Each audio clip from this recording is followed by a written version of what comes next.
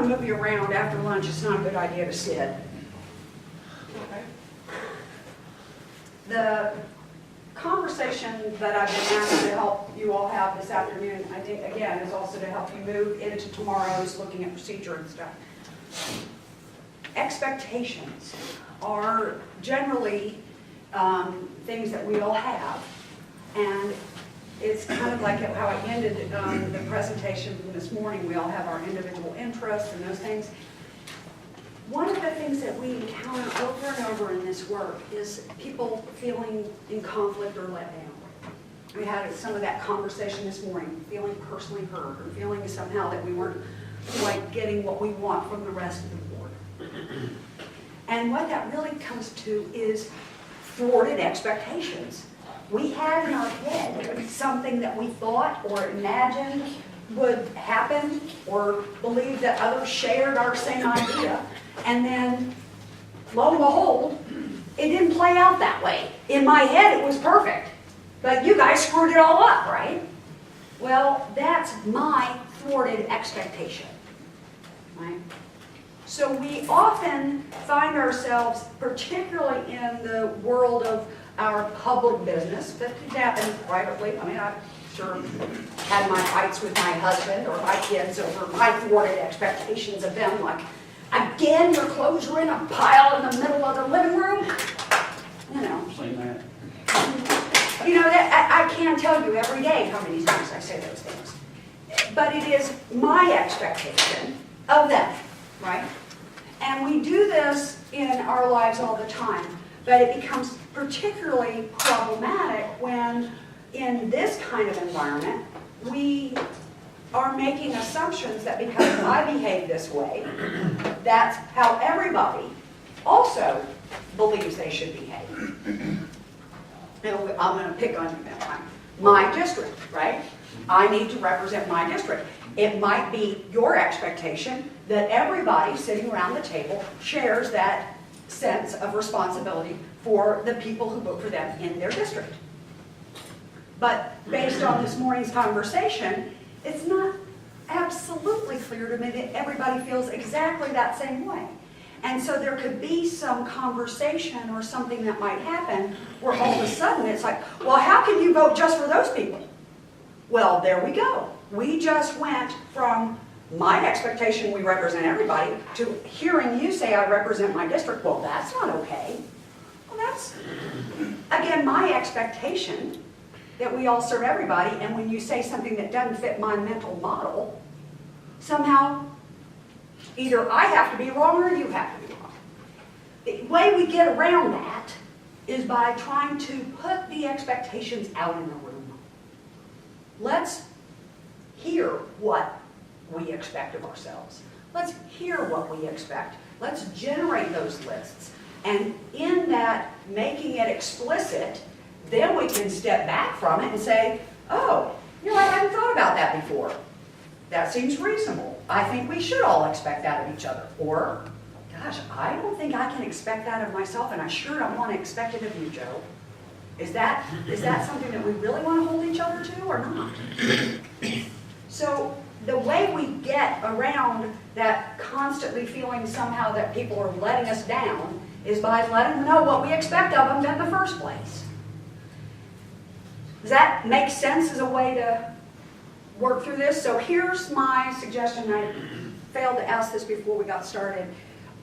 The clerk is hired and fired by the manager or by the board? Board. Okay. So since you're here, I'm going to have you play. All right? Because you're part of their governing team. Right? And that we don't have their appointed county attorney in the room. Right? That's right. And so I will leave that position out of this mix. The other person who I think is not in the room is the tax assessor. If for any reason your tax administrator, tax assessor, collector, that mix of jobs, you appoint the person who oversees your tax stuff. We have a contract here with the assessor, between the board and the assessor. Mm-hmm. That is the decision by the board who that person is. It's appointed by you. So for the purposes of what we're going to do this afternoon, I'm going to suggest we focus on the folks who are physically here and who can talk to what their expectations are and also here. So we have expectations of ourselves as members of the governing board. And that means that we also, just as I need to think about what do I need to do to show up and do the best job I can, I also need to think about what can Joe do to help me be effective in my job. Right? We have expectations of the board chair because there are things that he does or doesn't do that make it possible for us to conduct our business in a way that's effective. And if he's meeting with these mayors and folks on a regular basis, but we never hear from him about that, well, that might not help me in my governing role if I can't say, hey, David, I expect that when you have those meetings, you give us some kind of a summary report, right? That might be a place where I would have an expectation based on something I heard this morning. We have expectations of our manager and management team because it is through Wanda and her group that the things get done, and how she operates. We have expectations of her responsiveness to us, but she also has expectations of us as members of the board and of David as the chair of the board, right? And then as we just identified, Kathy is your appointed clerk, and as your direct appointee and someone who serves this board, she also has things that she needs you to do, and you have things that you need her. Right? So the relationships that are in the room are those four: the manager and clerk, the members of the body as a whole, and your board chair. My suggested way for us to do this conversation is I'm going to mix you up. And I'm going to set on these boards and in different places around the room. One is going to say board chair, one is going to say board of commissioners or BOC as a whole, one's going to say clerk, and one's going to say manager. And what we will do, and I'll have you start, while I'm setting up the pages, I'm going to have you start on your pieces of paper in front of you, writing some things down that occur to you. I want you to think about, what do you expect of yourselves as members of the board? What do you feel like is the fair expectation you have of yourself? What do you expect of your board chair? What do you expect of your clerk? And what do you expect of the manager? So just making a few notes about that. Then I'm going to get you up and mix you up, and you're going to go to those pieces of newsprint and you're going to write down your expectations, but you're not going to have time to write them all down before I call time. And you're going to go to the next piece. So you are going to see every one of those stations before this activity is over, but you are going to do it in small groups and move around the room, and then we'll have a whole group discussion. Because otherwise it's convoluted and too many pieces all going at once. Plus, it's after lunch, and you guys will benefit from getting up and moving around a little, okay? So while I'm getting your flip charts ready, think about, just off the top of your head, what are some things you want to be sure gets captured in the room? What do you expect of yourselves as board members, your chair, your manager, and your clerk? So conflicting ideas are fine. That's what Conflicting ideas are fine. Okay. We will deal with that in a bit. And when I get you into the small group stuff, I will give you some strategies for if you see conflict, what can you or can you not do about it.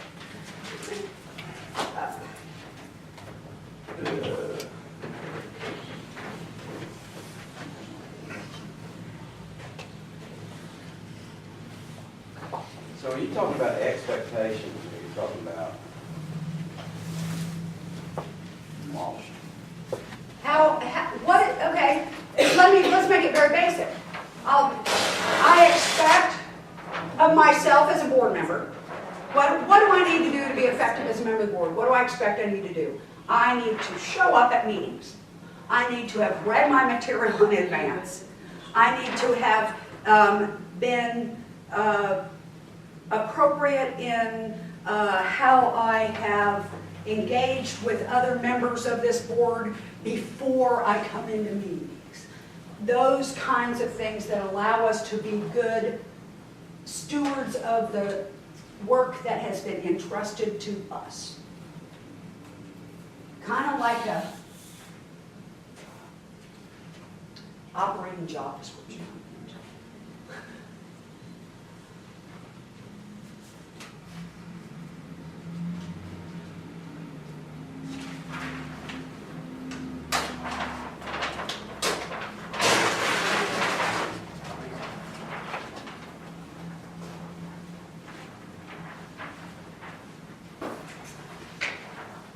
any rules about my sticking things on columns and stuff? It's Okay, it's okay. Not a hotel.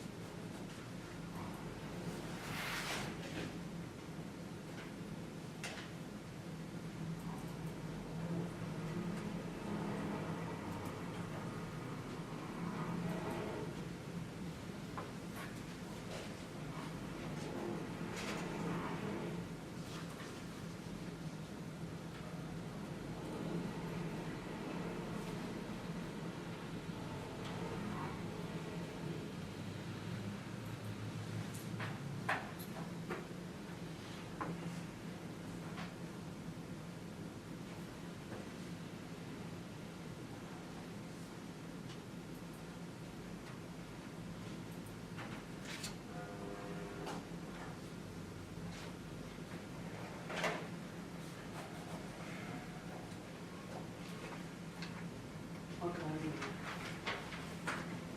What about that? No, what color do you like? Oh. You want black? No. Okay. All right, I was gonna say, it's one slid out. Now, you bet- now, just the only thing I warn you about, I love these markers, these are my favorite kind, they're Mr. Sketch.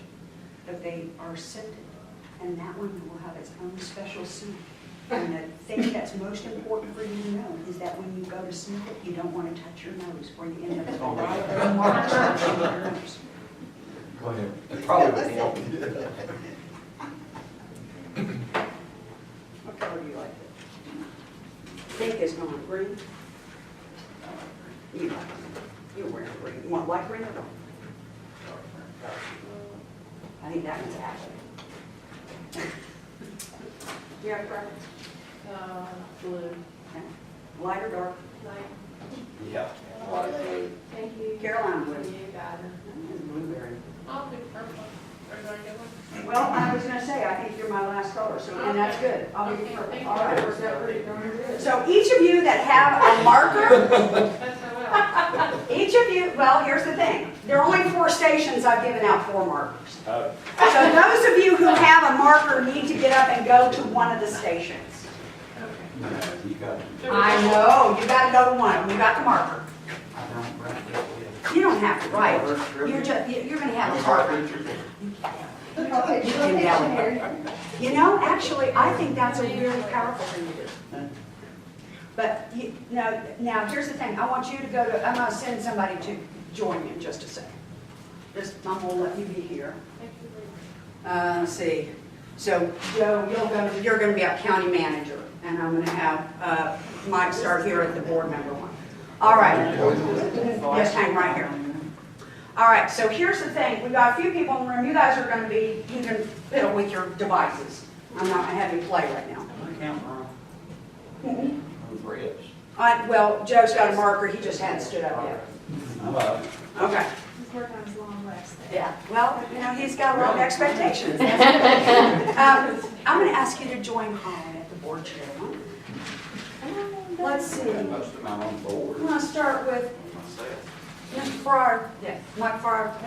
Okay, board members. Position, ma'am. I'm going to hold it. Brian, I want you to go over there with Joe Belcher and me as the county manager. And as manager, I'll put you over there with Ellen. Each business is the same activity. Flip a coin. Right there, board. Yeah. Exactly. Which was good. All right. And we didn't do this. So here's the drill. You can have them if you want. I want you to start with your head. Okay, this, nobody ever believes me, but it is true. I am an introvert. And I have to go in my head first before I can come out of my mouth.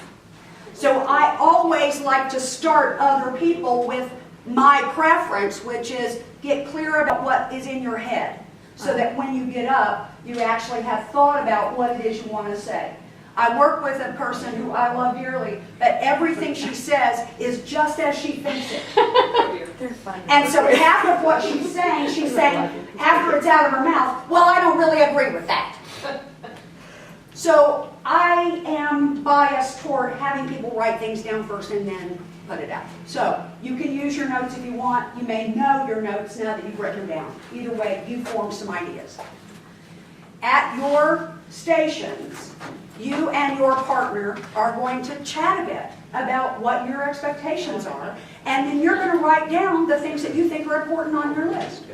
And then I'm going to call time, and you're going to rotate, and you will come to this chart. You guys will go to this one, and as you get to the next one, you'll see what they had on this one. Right. Some of that's going to look like what you have, but there may be some things on here you didn't have. You guys are going to add to that list. You can't take anything off. Can you check and agree if You you say can, yes? yes, you can put a mark, but you can't mark anything off or Can you anything. know this? That's for the big group to decide.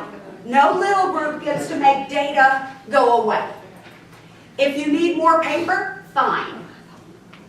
But right now, the job for us is to get your data in the room, take a look at that, and then I actually brought some stuff with me that I can share with you that you can also see if there's some things in there that are missing or that help you think about how you want to do some of this.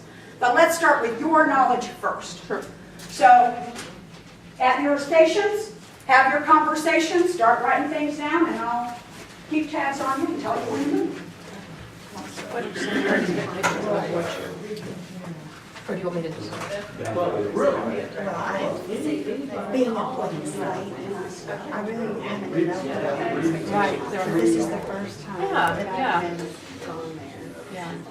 But what I expect is just good, reliable information.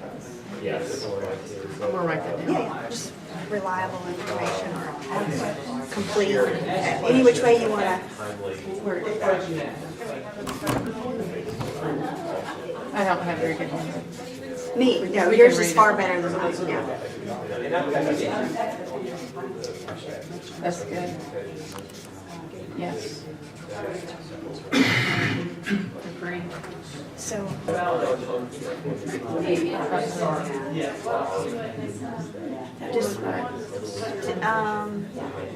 just, is it a PER?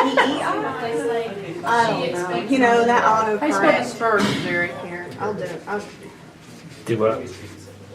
I've misspelled something. here, We don't count off misspelling. you probably have spurs. No, there's something wrong with it, but I can't do it. It may be PER, but let's see. I think you're right. See, that looks better. Yeah, that looks, or is it S? That'd be a C. Well, DISPURSE. You had it. it was? You said it looked right, did it? You change my DISPURSE. Okay. So, DISPERSE. If you, What is it? one person doesn't change for it, $7 initial. Hey, let we expect only digital communication. To let us have our say. I think it's very simple. Well, that's it. And so I move from one side to another in terms of how, based on combination of activities. And at the school government, I'm in the state funded by. How about your Boards and Commissions? Do you do anything else with that? That's the one part of the school. Distributed to people who don't have state funding. But that's just other facts and backgrounds. Don't have professionalism. Within reason, that's what state funding is. Help provide training for or develop training, I don't know. Yeah, volunteer. Appointee volunteers. Okay. So what I had for you was. Y'all do basics. Let's stay confident. We got one more, boys. I think it's Paul Share. I think those are two. Yeah, and I put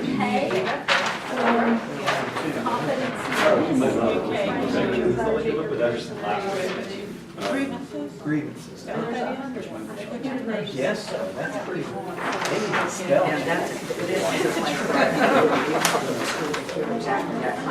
need to ask that. Right now, for you, the example, Health and Human Services, we have Joan, Amy, Wall, and Martha. And they're all attorneys. Yeah, performance budgeting. Exactly. Avoid surprises and informative changes. Other than ICMA, specific to That's a better way to put it. Well, it's both. You don't be surprised and advise changes. development opportunities. I got no doubt. I mean, maybe other commissioners are good. There's nothing. I need all the help I can get. We all do, but I think my job in particular is to make other ones, make all commissioners. Trying to make strategic choices around those opportunities, and I think what you're talking about, you're saying mine are. I would do that. what they've been up to, and, you know, truthfully, probably it was just, relationship building for, And we're small. I mean, we're supposed to, I mean, it's a great thing, but.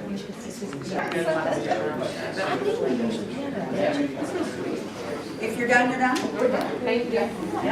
Yeah. Any surprises for you? That's the best. Good answer. It's the new license.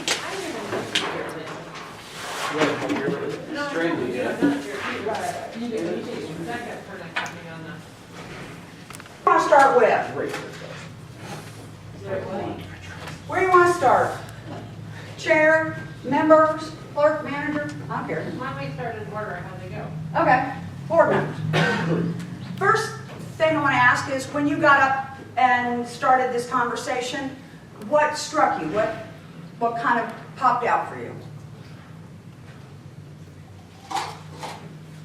The similarities in our suggestion.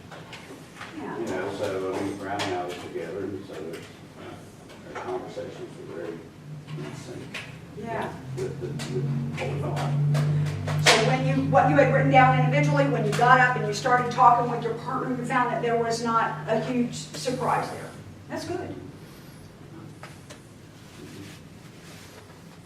Did any pair of you have all the things that other groups had when you got there? Did you feel like you had an exhaustive list?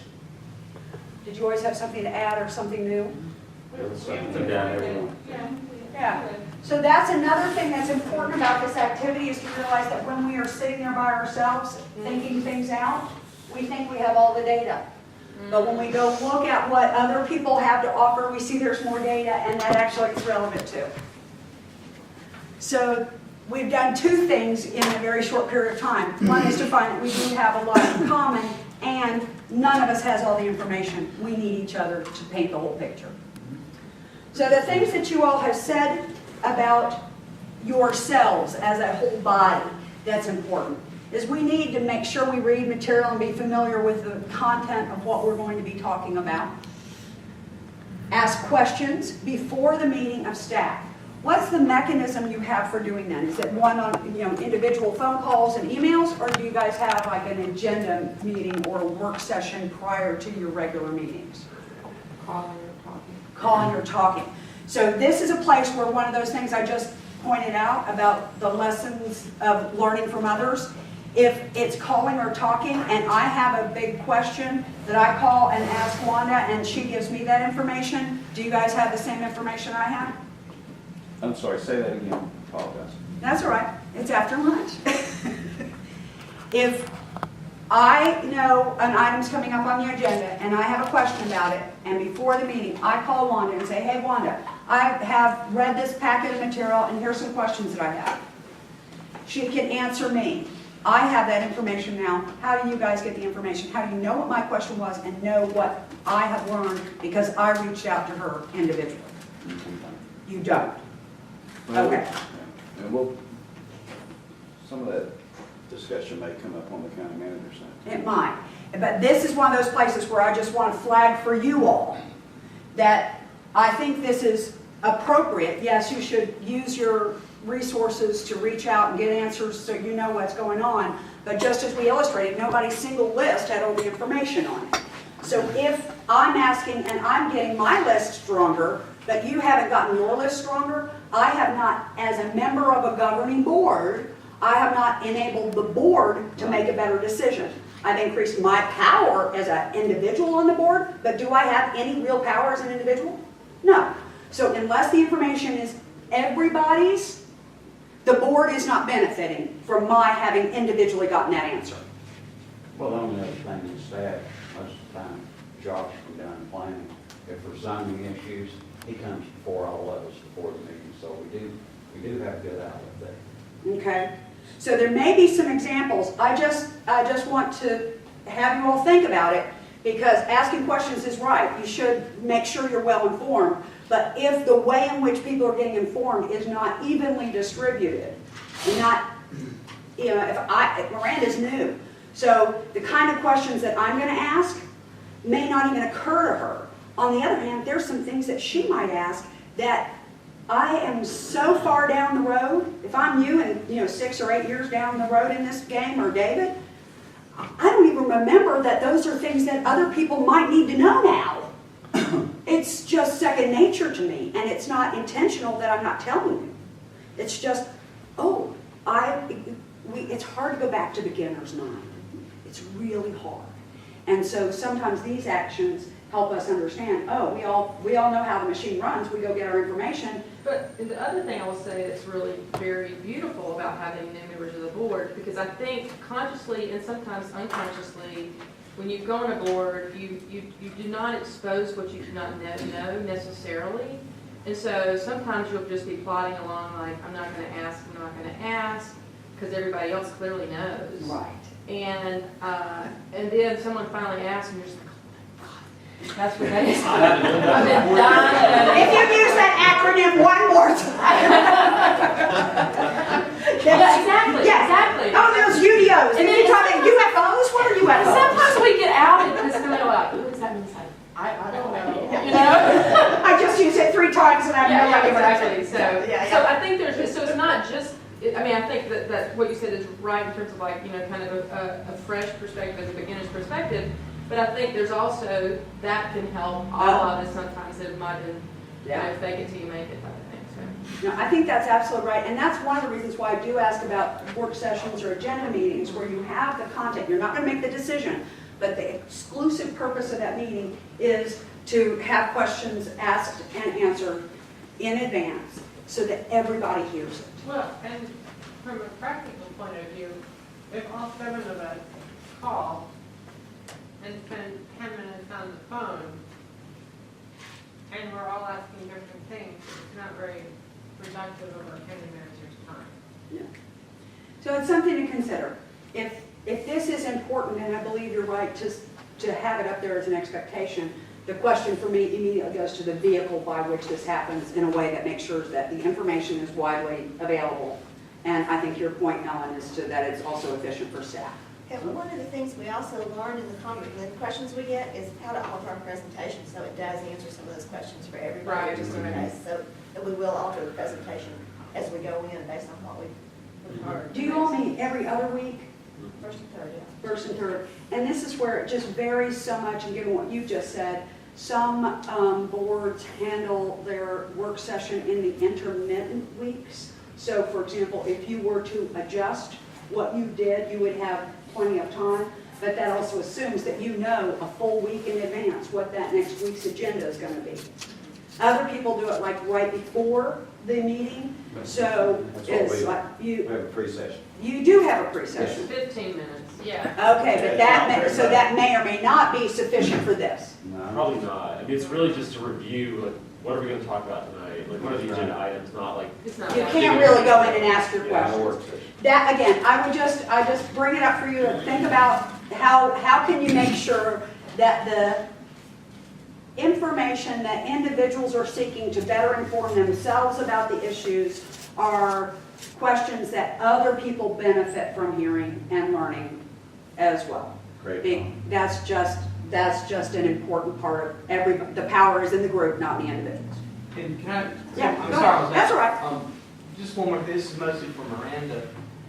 It's okay to talk to other commissioners. It's okay to talk to 2 other commissioners. It's just you can't go to 4. Yeah. And so I think. At once. At once. You can talk to everybody one at a time. Yeah, but I think that we might have kind of overdid it, but, you know, on the earlier about the public meeting.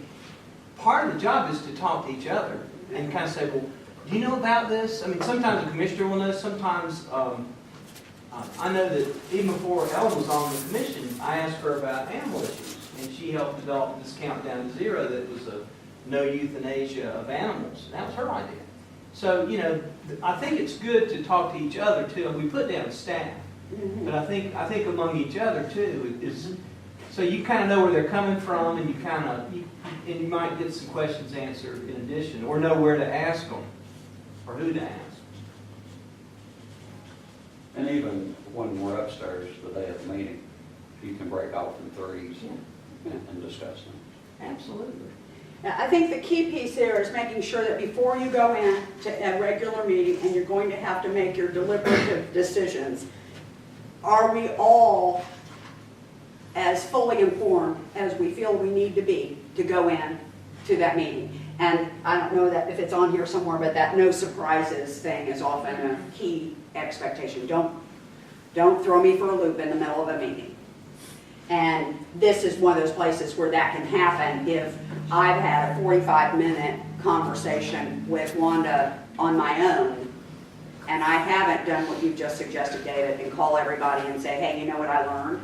Then I show up in the meeting, that item comes up, and all of a sudden I say, well, I know, da-da-da-da-da-da-da, and the rest of you are going, wow, where did that come from? That really isn't information that was in our packet. I don't understand how you had that, and I don't. And then sometimes it unfairly, you know, makes the county manager appear Right. like they're got partial, and they're not. They just answer the question. Questions that have been given. So That's right. that's something else to take. And, Yeah. and they shouldn't be chastised or whatever for. Providing thorough information. Right. Yeah, no. Yeah. Yeah, but that's where, for me, this is just one of those places where the expectation of we all are asking questions, but the likelihood that we might not be asking the same questions means that we don't all have the same information. How do we get there? Forget about the election and stop campaigning.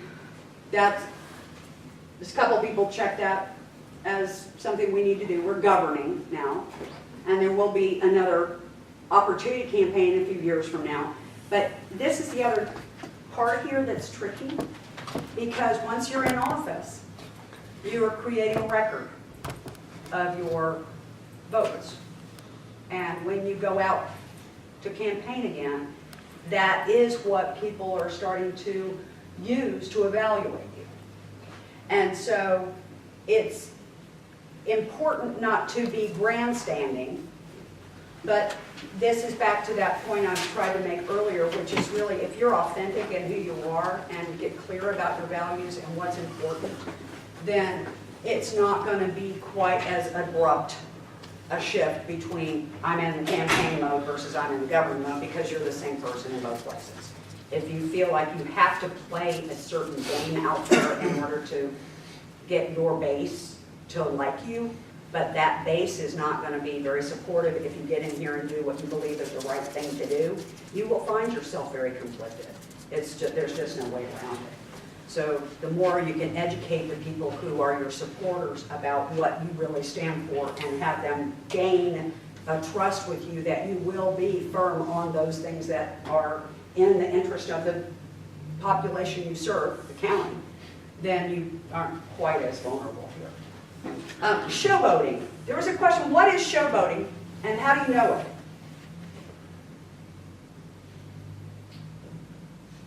Well, I think one of the things, I didn't write this, I don't know, but I think one of the things that's a clue to me is like if information is being shared that really is not about the decision, it's just kind of like, anyway, it's information that's not pertinent to the vote.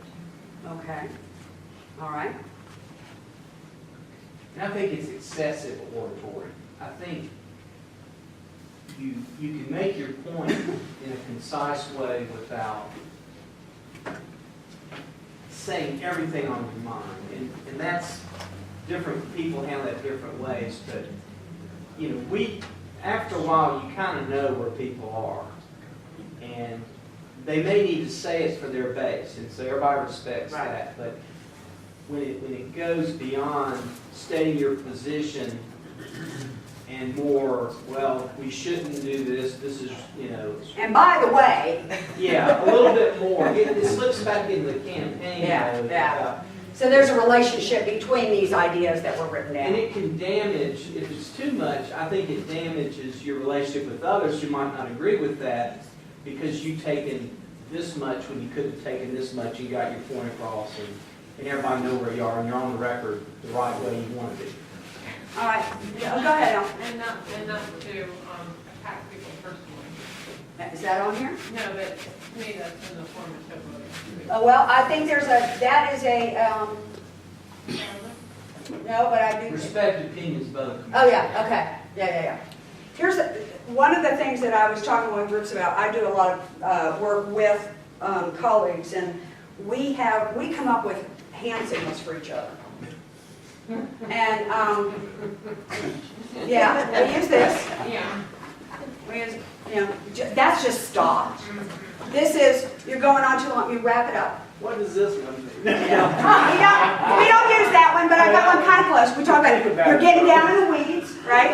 You're just kind of under the table, just kind of down the weeds. This one, David, is close, but you're beating a dead horse. So, Never seen that one before. tell you what, there are some people in this state, now, I've talked to you about it, Advanced Leadership Corps. I learned this last year in the Advanced Leadership Corps, about beating a dead horse. And there was a lot of people giving each other the signals of all kinds during that thing. There are a few people you can walk up to in the state, and if you do this, they will fall on the floor. They will just fall out. Yeah, because it's an inside joke.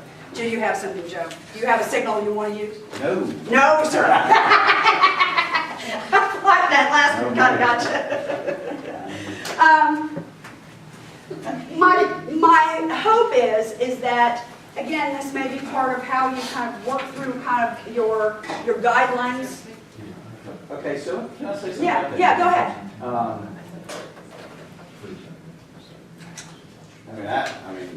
I know myself personally that I can talk all day.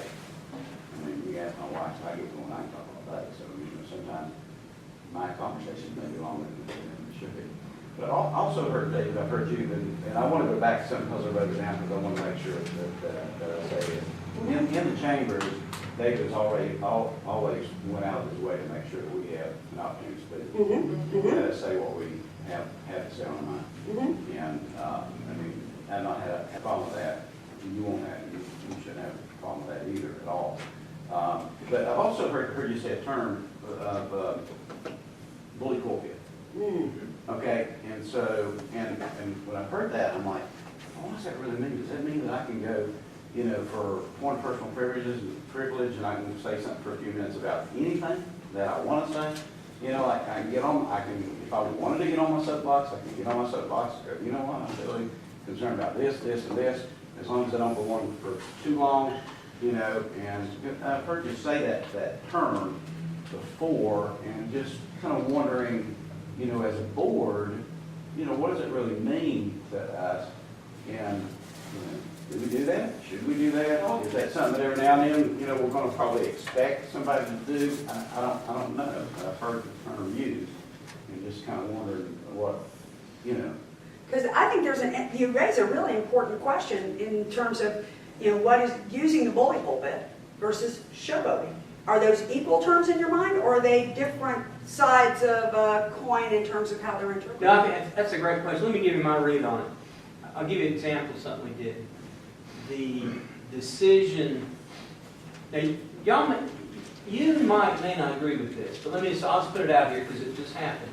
We had same-sex marriage, and we kept we probably didn't follow our procedure in doing we kind of did and we didn't. It's debatable. Right. But we had a procedure about, the commissioners have to extend the hours for the register deeds. Okay. Had a lot of people there, there was a lot of things going on because it was an emotional day. Yeah. Both, Yeah. no matter how you view on this. Right. So our thing was to vote on the same sex, not vote on the same sex. Because No, it's already stated, Well, it's already done, gone. yeah. But to vote on whether to extend the hours. Right. And I would say, you may have strong feelings about the same-sex marriage. I would say that would not be the time to say, well, this is an abomination, this is a terrible thing, this goes against my values. And I don't think anybody did. Yeah. But that would have been an It's just example of hypothetical. showboating. Okay. That We would could have said this is kind of sort of related, and it probably was, but I think that's when I probably would have said, I probably would have said, okay, I think the federal court decided this. We're talking about whether we extend hours. Now, there may be another setting, or if you said at the end, I want a personal privilege to tell what I really think, I'd probably say, no, that's really not on our agenda. And I don't want you just to pull things, maybe current events, and come in and say, here's what I think about this issue. And it maybe sort of is on our calendar, but if it's not directly something we're talking about, it's probably discussions about the procedure, how we did the procedure was very legitimate. Discussions about whether we should have extended hours is very legitimate, but not your feelings. That's kind of what I meant by showboating. We put that up there, and I was thinking, if you kind of take a shred and make it real big, that's where I'm going. Is that? And I don't know if everybody agrees with that. Okay, so that explains showboating. What do you mean when you say bully pulpit? Because that was the other question. Same kind of thing. Same thing. Well, you can, okay, I'll give you an example. Conservation easements. It's on our agenda next time. I am 1,000% for that, and y'all are too, I think. I may say a few more things than I'd say other than I'm for it. And if y'all wanted to do that too, that's fine. Okay. But that's one real near and dear to my heart. We originated it, we started it, and so it's something that is just a huge thing for me. And I might say a few more things, and I would expect, y'all might say, well, no, I think that's good, that's bad. But I think some things you can go a little bit further to say, not only am I going to vote for this, but this is a really great thing. I'm proud of us doing this. Sometimes I'll say that. And I don't object to anybody else saying that. But if you give a 5 minutes, 10-minute speech about this is this is the best thing we've ever done, and you give the history of it and all this, that might be a bit much. So I think some of it's time. If you can do it concisely, just hit your points and go on. What about? Pro or con points? Yeah, I think either real for it or real against it. I think, again, you got 6 other people there that want to get on, and either they want to give their opinions or they want to move on with the agenda. So you got to balance your enthusiasm for a specific issue. And bullet pulpit might be you go a little bit further than you would normally. And I would say that's. I think that term, the bully pulpit, I don't think it was originally meant for a commission chamber, or I think it was originally meant for, when you're in elected office, you have the bully pulpit. that doesn't mean, just because, you know, you're in a commission meeting, then you can expound. To me, it just means you're in that elected office, you have that little bit of maybe privilege where people might listen to you a little bit more.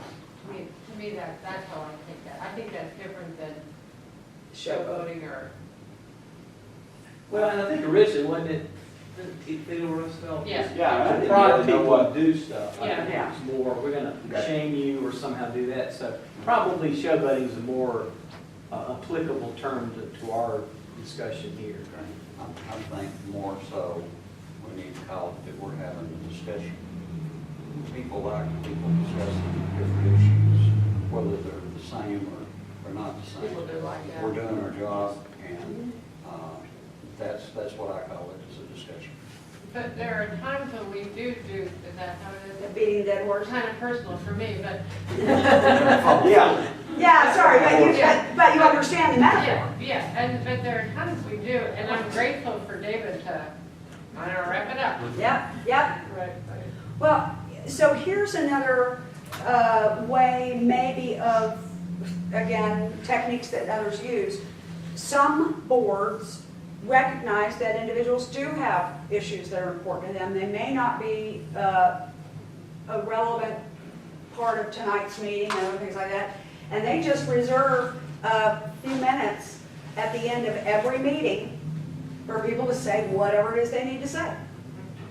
And that gives the pressure cooker of, I've got something that's driving me crazy and I never can get it on the agenda, or when it gets on the agenda, it's not exactly the way I would like for us to talk about it. And that kind of, continues to kind of stir, and it is what often leads to situations where, as long as I've got the floor, let me go ahead and talk about this other stuff too, right? Which seems distracting, tangential, and as a chair, it's often hard because you feel like you're constantly having to cut people off of things that they feel emotional around. And one way that I've seen boards handle that is to just say, we are going to give everybody an opportunity at the end of each meeting to have a few minutes to say whatever's on their mind, if they so choose to do it. No, you don't have to take the time, but it's just a way to allow that. This has just been driving me crazy. I don't really know that there's much that we can do about it, but I'm frustrated that X, Y, Z is happening, right? And it just is what it is. You don't have to vote on it. You don't have to agree with it. You just let it be. And that could be a way to diffuse some of that bottled up frustration about nobody's really hearing about my issue. And it's possible that during that vent at the end of a meeting, that other people go, gosh, I really hadn't thought about it that way. And at the next meeting, you decide you actually want to take it up as an agenda item. I mean, there's ways to do it. It's like closing remarks. Kind of, yeah. I mean, you could call it all sorts of different things. You guys talk about personal privilege. I think some people actually do that. That's actually how they call it. I mean, it's just another technique I've seen people use to try to assure that for those things that are not maybe yet a real legitimate issue for everybody, but I've heard this complaint now 6 times in the last month, and I really need for you all to understand that when we're televising our meetings and we have side conversations, I'm hearing from my constituents about that. They feel like they're not getting all the information because they can see you guys talking over there, and they think that you're making decisions behind our backs. So could this be something uplifting about something going on in the schools or the time of the year? Or Do you know we're going to have a hot balloon contest next weekend out at the farm? But, this is the part that makes me uncomfortable, because then like whose bake sale gets talked about, and then then it really is, I don't know, I think you did that at the city for a little while. I remember it's not favorable. A few things at the city when you were on over there, when I came to the meetings. At the end of the meetings, people would talk about different things that were happening. I think it's a very slippery If slope. there's city things, like if there's a county thing, like the lights at Lake Julian, I can't wait to go out. That seems to be like in the right. But if you start going outside that to this, fish fry and that, So you have to put some parameters on that. Okay. Or if, you know, if I said, gosh, you know, it's just like drove here and saw all these dogs chained up.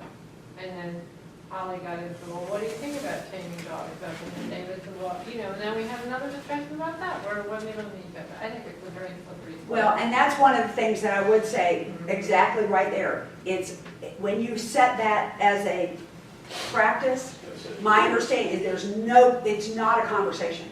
It is only a chance for you to say what's really on your mind, and that's it.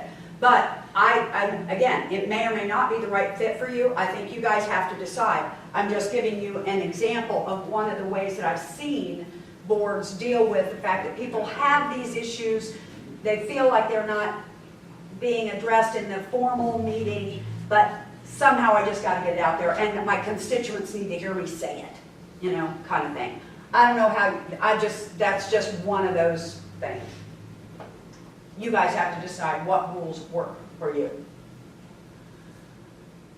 Respecting others' opinions, and you guys have, you know, a diverse set of opinions in here, and everybody brings value, so that's a common one. Professional staff, no question there. Hold no grudges, because past votes or differing opinions. Huge. If we carry around every wrong that's ever been done to us, we are unable to move. Let it go. And I think, you know, we've had some conversation this morning about things that were hurtful and that didn't feel good to you about what happened during the campaign. But it's also possible to say, I've said that. I've been able to make sure that people understood that didn't sit well with me. Let's move on now, and let's just go. That's over. And for good group performance over time, this is a skill that all of us have to have, and we walk around holding those grudges, we will not move on. Cast a vision, we talked about that, and share with staff. Honestly, this is, I think, and we'll talk about this a little bit this afternoon, the vision thing ultimately does rest in the lap of the elected leaders, that your staff are invaluable in helping really help fill in gaps. We talked about who you represent, but there's not one person of color on this board. I bet there's some people of color who live in this community. Just guessing, but they're there. And as a result, there may be things that we envision for the future that are not aligned with what other people in our community really need, and because we're not a part of that community in that way, we may not fully appreciate or understand what their needs are. And in an organization like county government, by golly, you ought to have staff who do understand that, who can help fill those holes for you. It is a partnership.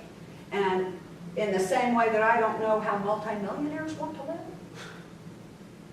I also am not able to completely wrap my head around what it means every day to look in the pantry and not see enough food there. What the future's going to look like is going to be hard for me to fully actualize based on my knowledge of what my part of the world looks like. Give and take. Compromise has unfortunately been turned into a dirty word in our political process, but it is the way that democracy works. It's not, if it weren't compromise, it would be,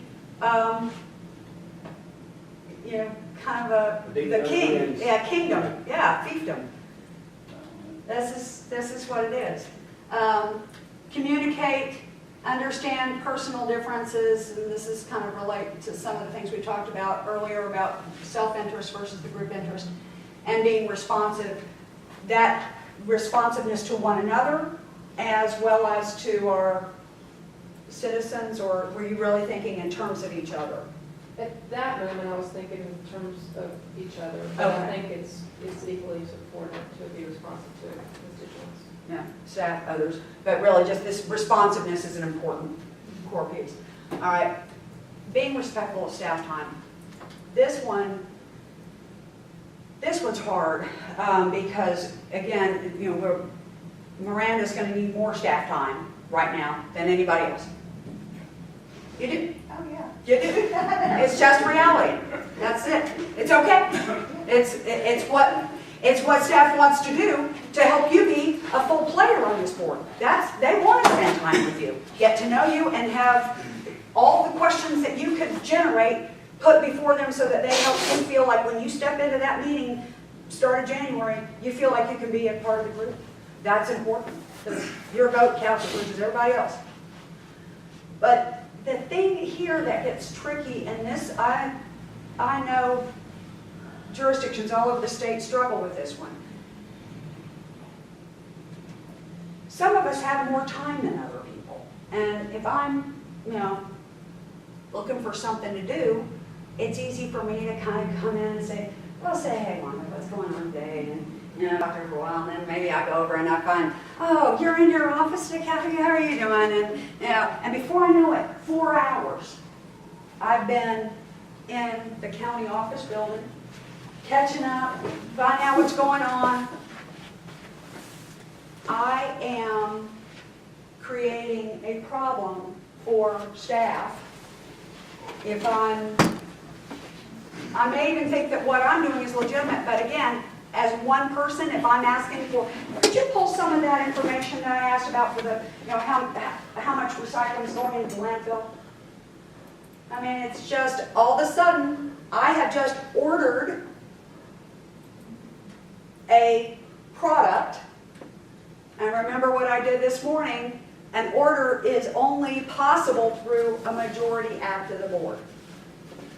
And so this piece about respecting staff's time is an important part of what we individually have to manage, and keep in mind that any request we make as an individual, if it is anything other than a routine report or anything will be available to any citizen at any moment, we are in effect asking for a resource allocation, time, money, paper, whatever.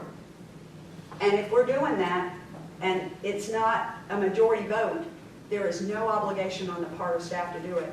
But the truth is where that uber citizen thing comes in. If any of you ask for something, they want to be responsive and they want to do that.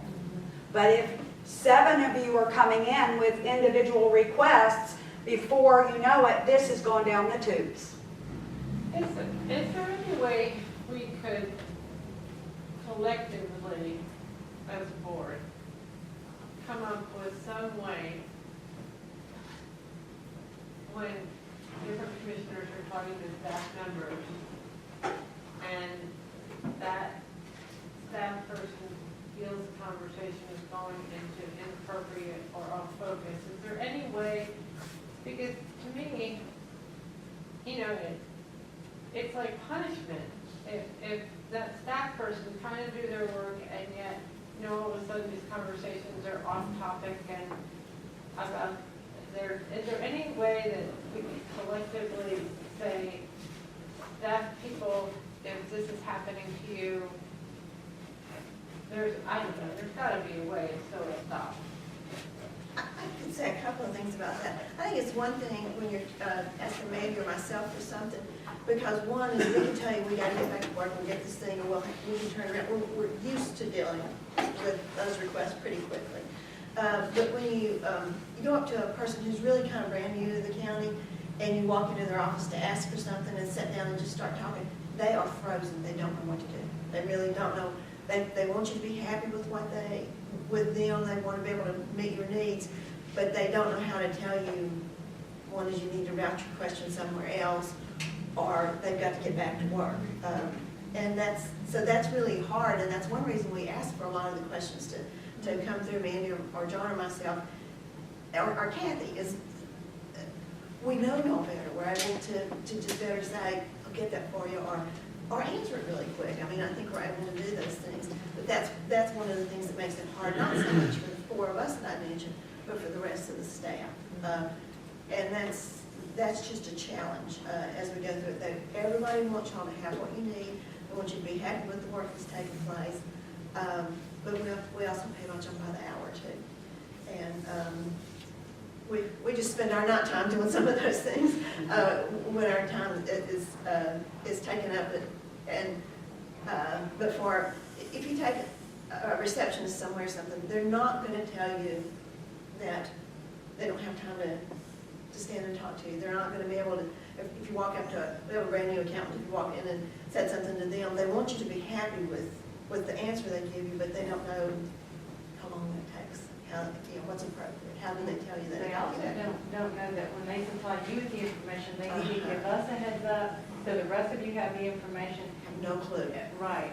It's kind of back to this, asking questions before meetings of staff. You go to that accountant, And then all of us are caught off guard. and you may have gotten the right answer in that little world of what that accountant tracks, but it may not be the full and complete answer in the scheme of things, because they may be looking at just the ledger of checks and balances, but not understand how that fits into the pipeline of a capital budget or an upcoming grant or a partnership with the city or whatever else. And they're usually too intimidated to ask you the number of questions they need to ask to get to. Well, and to me, the other thing is, they see a person of authority, and, whether they want to please that, but they know it's a person of authority and intimidating, and to me, it's not fair. It's not fair. Well, Whether you like it or not, Miranda, this is the thing, you have yet to fully feel this yet. You are going to have people who are going to kowtow to you that never, ever, ever would you imagine, because you're a commissioner now. But we really have no power. And they don't know that. Yes, I mean, honestly, there it is. But they will think you do. And you can say that, but they will still believe you do. I mean, really, the president is responsible for Ebola, right? There are people who believe that. It is crazy, but they will assume you have power you don't have. And this is the kind of stuff that, it seems kind of fanciful, this conversation, but you're looking at professionals here telling you this is real. It becomes difficult within an organization. I know towns, not counties, towns, that have actually had to make their town offices off limits to members of the elected officials, except during regular meetings, except during whole meetings, because people have gotten so comfortable in coming in and just spending all their time in town hall that staff are not able to get their jobs done. And so this is not a unique problem. It often occurs, and it's at levels of disruption. Counties are very complex, large institutions, lots of layers. It's hard to shut a whole county down by somebody showing up too much. But you can shut a whole town down by showing up too much. But you still, this general admin group, that is your primary contact, they know if you've shown up anywhere else and how that starts to affect business elsewhere. To answer, down the policy I try to use, and this is after I talk to Wanda a lot, anything that's a report that we need, I try to put it in writing, because then it's going to be accurate exactly what I want, and I copy you. Because I figure, maybe I need something from Rob Thornberry, our personnel director, but you think, no, it's really an accounting thing, and you'll just reroute it, and I'll get it faster.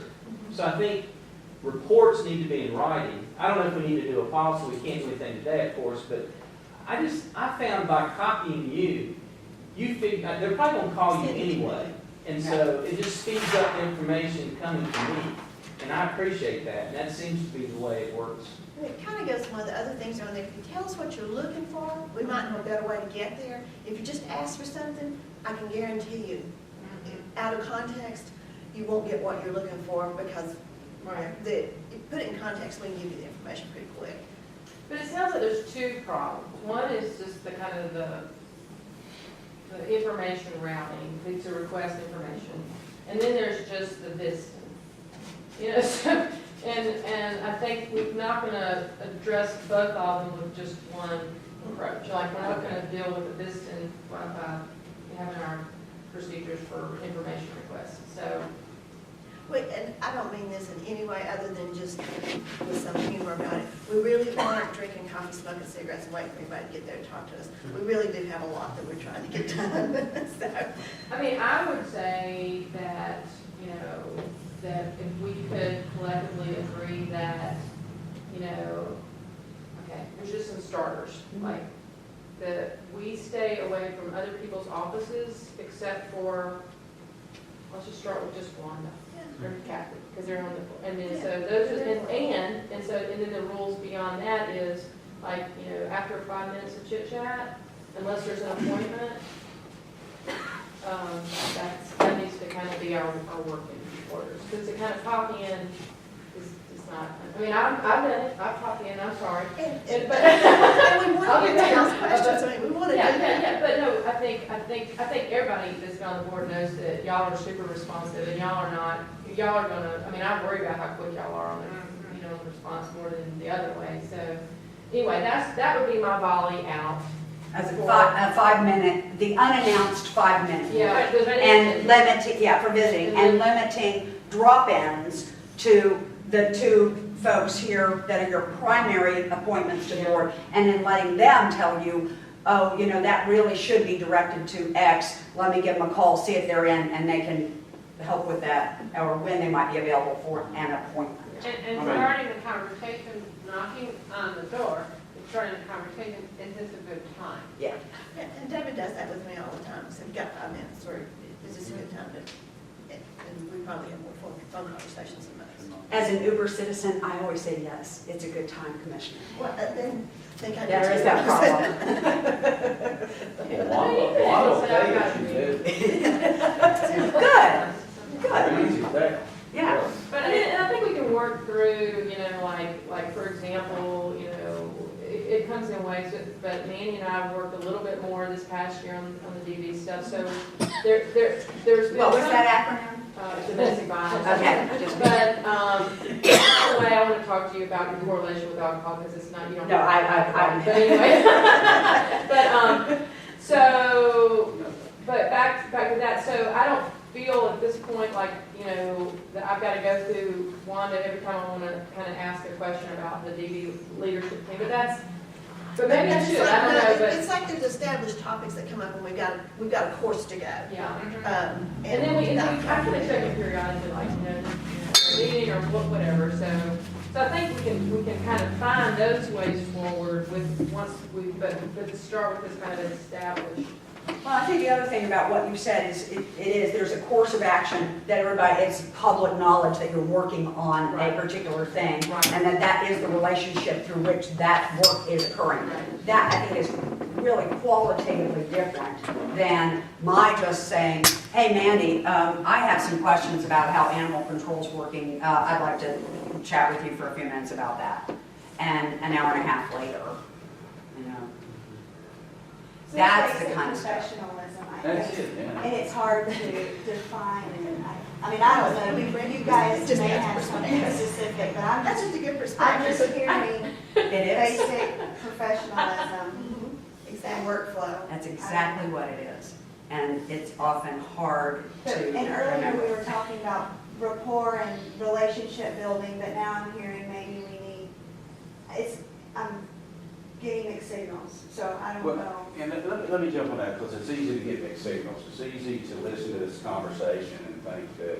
I love to talk to them, just say, hey, people. Yeah, Hey, how are you? that's right. And I don't want to be told not to. And I don't think anybody's saying that. I know. And I want to be sure, I don't want anybody to I'm hear just that. cutting up. Yeah, no, you're right.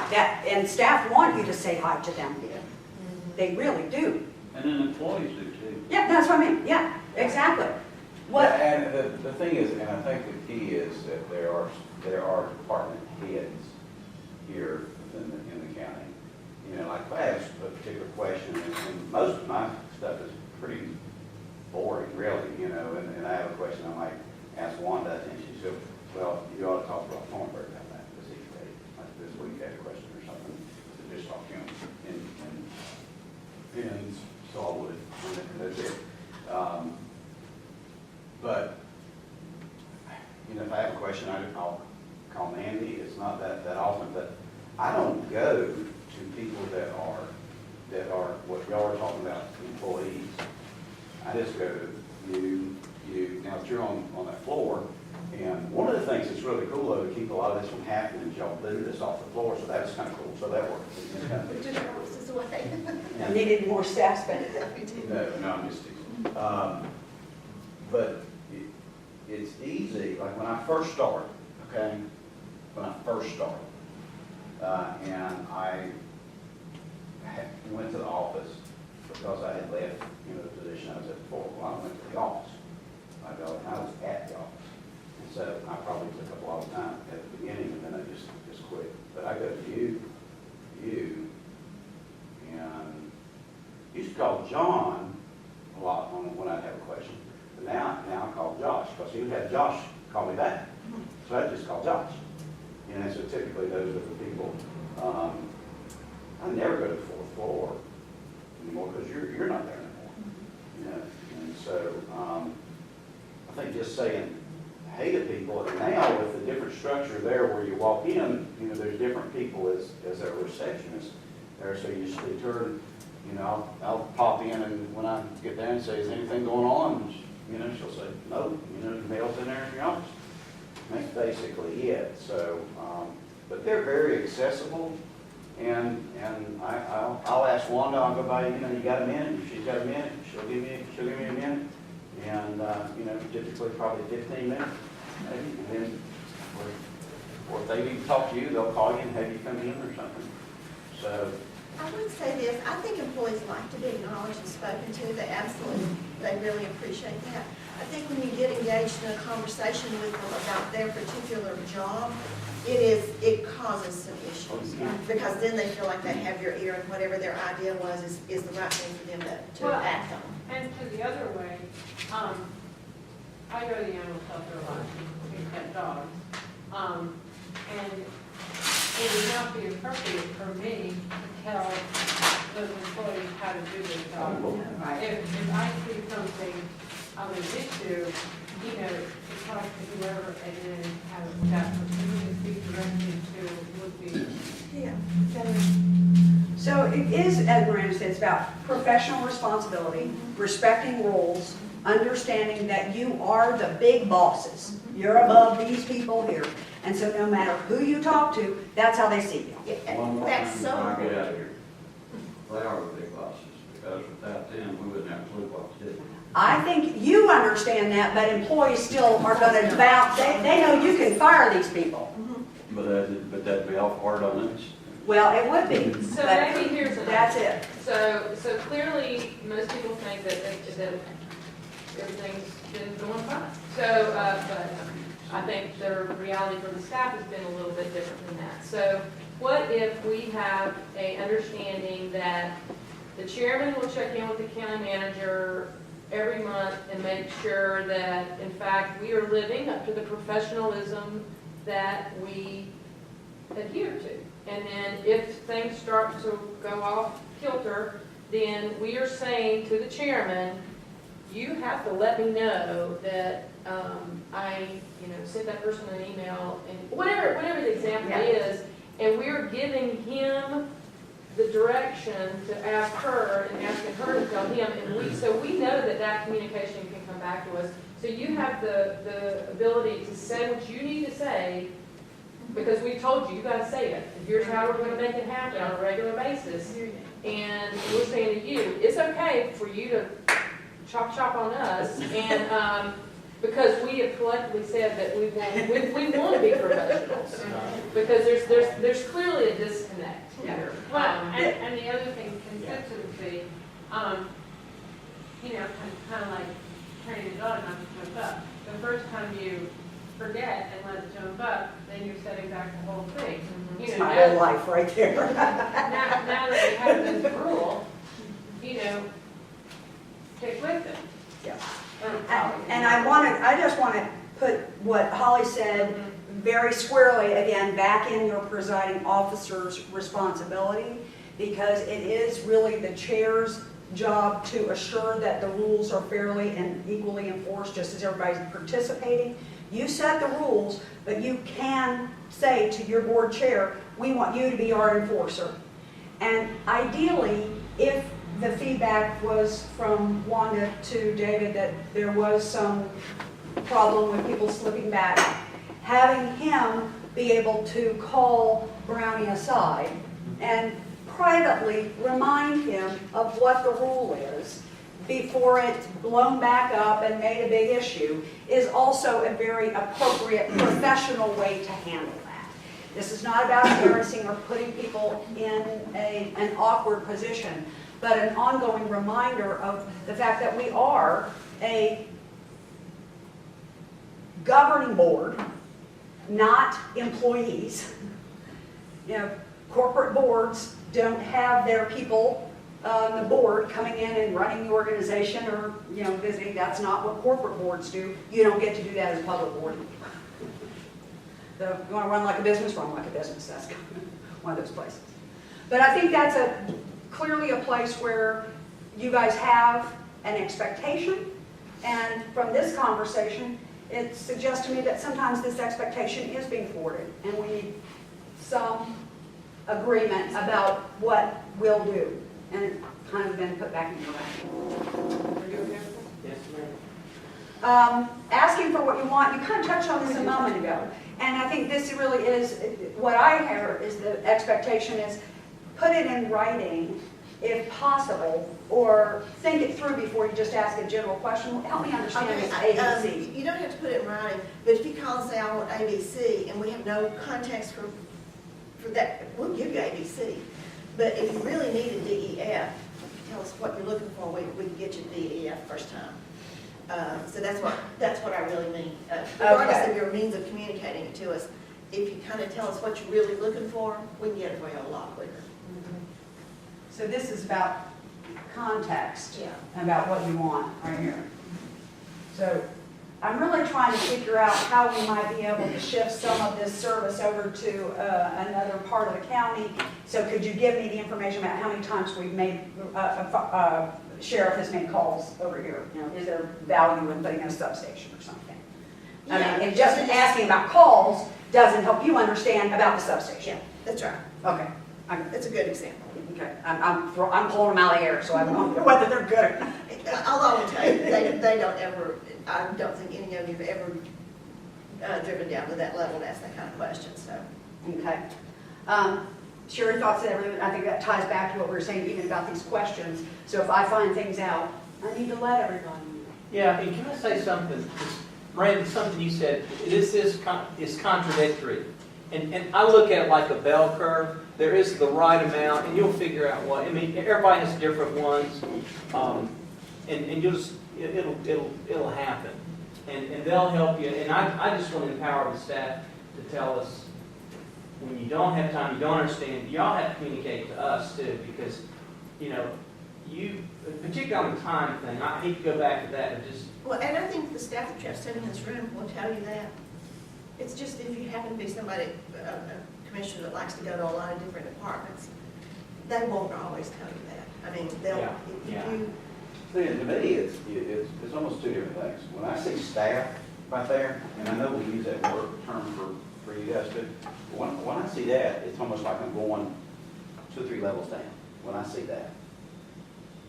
You know, to me, when we typically meet together, we have certain people in this room. Right. To me, that is the management team, okay? That's a county management team. It's you and Andy and John and whoever. Well, you know, as professionals, you know, I am going to be very respectful of your time. You know, but, you know, if I'm there, you know, a couple times a week, you know, and you're there and, you know, you got a few minutes, and that's typically the way we do it. That's all, You yeah, know? it is. And so, to me, it's almost like two different things.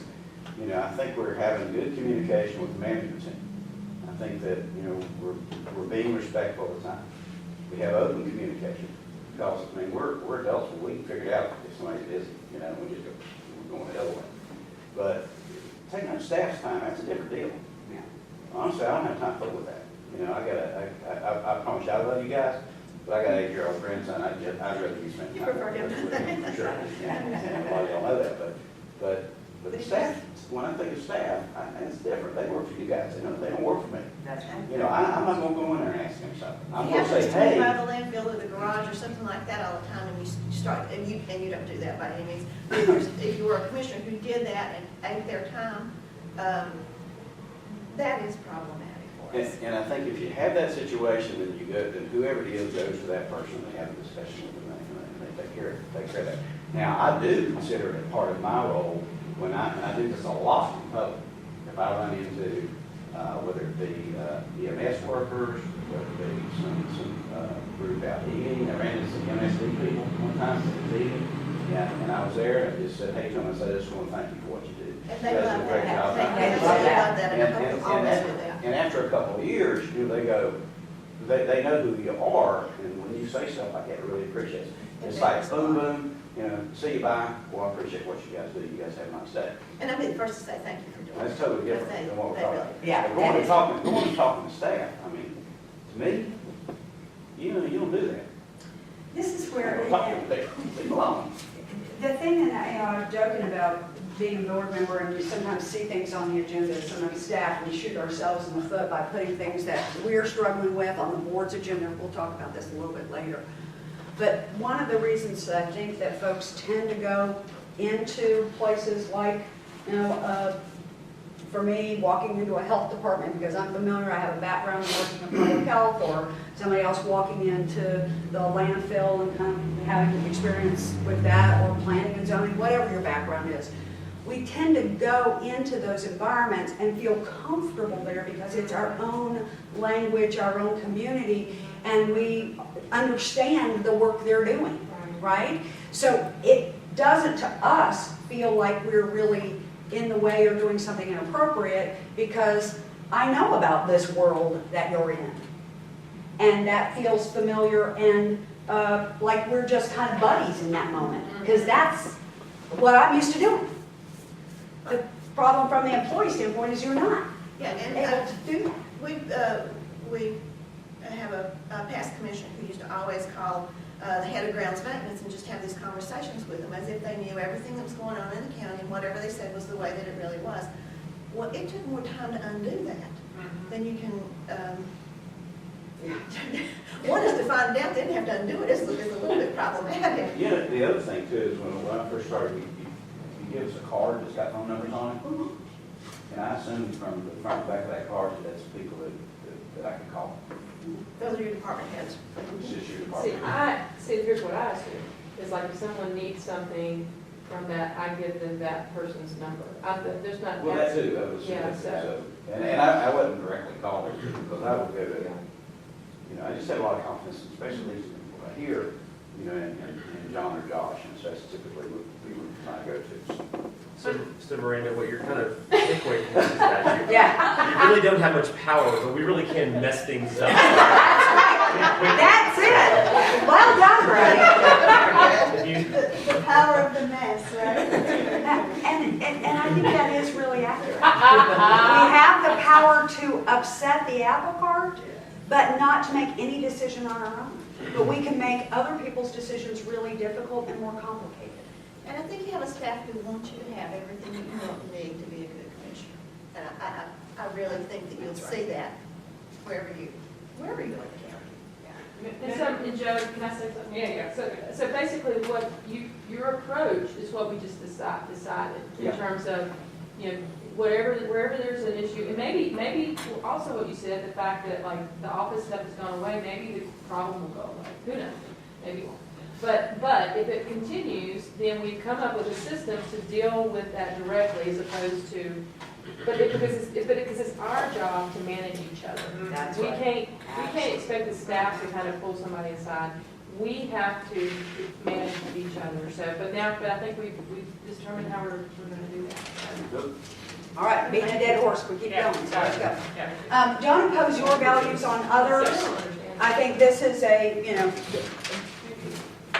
this is also back to kind of being able to be clear about what's important to you, but this is also one of the places, and we'll talk about that in essentials about public values.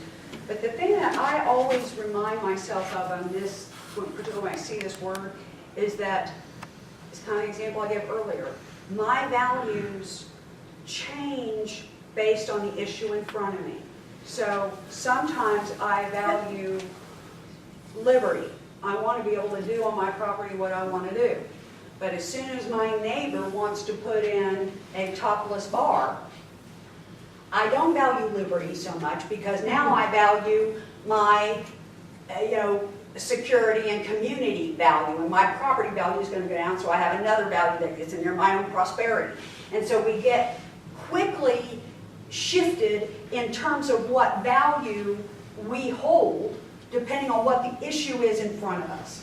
And so if I say everybody should be able to do what they want on their property, I'm only going to believe that really truly when it's all doing it the way I do it. It's as soon as it stops being a small farm and becomes something else, that motocross track or the titty bar, that I no longer feel like people should be able to do whatever they want, right? So the value imposition is, the truth is, we all have all these values.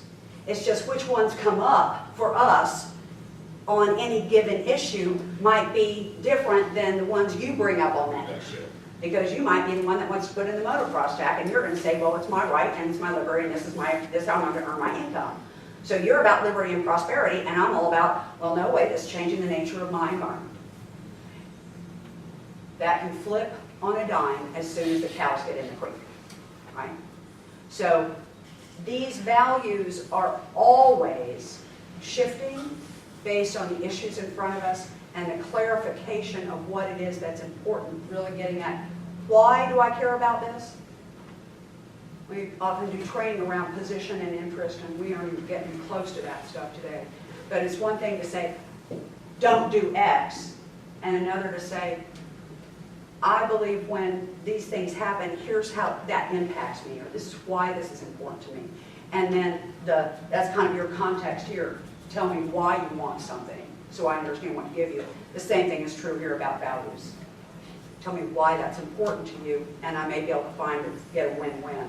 But if you just say, no, you can't do that, then I'm up against it. Hidden agendas. What do you guys say about that? You are politicians after all. How do we hold that expectation?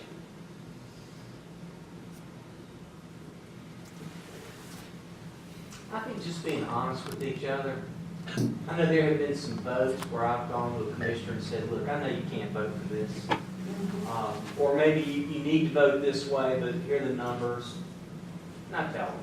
I'll always try to count what it's going to be so that you'll have an idea what's going to happen. And It's going to be politically suicide for you to vote for something, and you know that about me. If I vote for this may mean I'm not going to get reelected. You would come to me and say, hey, Vaughn, I know we have the votes to pass that issue, whether you vote for it or not. Yeah. So you're giving me the courtesy of understanding what my agenda is and recognizing that I may not have to go against my base in order for the issue to pass. And for me to do that, I have to be able to talk to you frankly. You have to understand what is for me important. Okay. And maybe there's some factor that nobody knows about that makes you feel one way or the other on something that when you know about it, oh, well, that makes a closer call. I get that. We just got to talk. It's just keep, I think we're doing it. We just need to continue. Yeah, I just want to ask the people who wrote this up had the purple marker. Do you remember what you, is that, have we said what you needed said there? Yeah. Okay. Stay focused in chamber. Pay attention. Pay attention to the public. Yeah. I wrote that up there. It's something for me that I force myself to do, Oh, is when somebody's there, I gotta go, yeah. sometimes I gotta. You didn't get him slapping himself I either. gotta Yeah. remember that, okay, I'm on camera and they're watching what I'm doing, so just staying focused, trying to stay focused in chambers. And we're not in there that long, gotta pay attention, listen to them, give them their whatever and let, even if they're driving you out of your mind, just pay attention. I saw in some of the stuff I was reading, I think that you'll talk about tomorrow, but this is one also of those places where, as we didn't talk about kind of how we interact with the public. But one of the things that often happens here, Joe, is that people come in and they'll tell you, you guys are a bunch of fools and I can't believe you. And, you know, the tendency or the feeling is either I want to respond to that person or I want to interact with it. You guys have a, you know, paying attention is one thing. You said, thank you very much, appreciate your coming out and sharing your thoughts with us. So do you guys interact with people when they come in? Okay, so, no. Well, and again, kudos to you, because I have dealt with many boards who find themselves until midnight and 1 o'clock in the morning because they feel like they have to respond to every person's public. Now, and I apologize, that is my green pen, but that is Brownie and I's stuff. Okay, and main role, set priority for the county, so that big picture, not micromanaging, and calm voice in chambers. What, help us understand, is this something that is You just often said- forgotten, or this is something you guys do well? No, I just think that, I think we do a lot of stuff very well, just a reminder to have a calm voice in chambers. That, you know, we may not agree at all, but just to, and sometimes, you know, it's harder for maybe my voice will move, you know, and just paying attention to how you're looking and how your voice is, because not only does it reflect upon you, but it reflects upon the board. And so just trying to, you know, work on that. Comfort yourself. Some days are easier than others, but, you know, it's just something that as professionals, we. You guys are I think on we do a- camera, I think right? we do a really good job at that. It's just a caveat, you know, that we agree with the put up there. That's holding myself accountable. Well, I mean, I think that's coming, I'm happy to try. But, I mean, I think that's coming from two personalities that are very calm. I mean, those, you know, that's, and It's Joan Browning. I mean, really, Brownie is unflappable, and it's maddening. But, you know, I mean, here's the other side of that. People elected us to also be ourselves, to be professional, and we can't go off completely half-cocked. But I don't think they want us to be somebody we're not. So if we are moved to tears when we hear about, you know, foster children, or if we are angry because there is injustice or rudeness to our constituents, I'm not going to be calm about either one of those things. So I will not agree to that expectation. I will try to do that in general, but I don't think that that is I don't necessarily think calmness is ultimately, you know, a virtue at all times. And while I'm at it, you know, when people say, oh, you know, like you're passionate, like that's a bad thing to be, or it's a very sexist way to talk to, or you just get so passionate, and it's kind of dismiss. No, you know, actually, I'm really angry at the allegations that have been made against, you know, duly elected people. And sure, there's passion behind that, but I don't like that word to be thrown around very easily. So I'm just going to say I will try to be as calm as possible. I actually I want to live long and a long time too, and it's better to be calm. We know that. You know, I don't do that. But I don't think that it's this end-all be-all at every circumstances. So.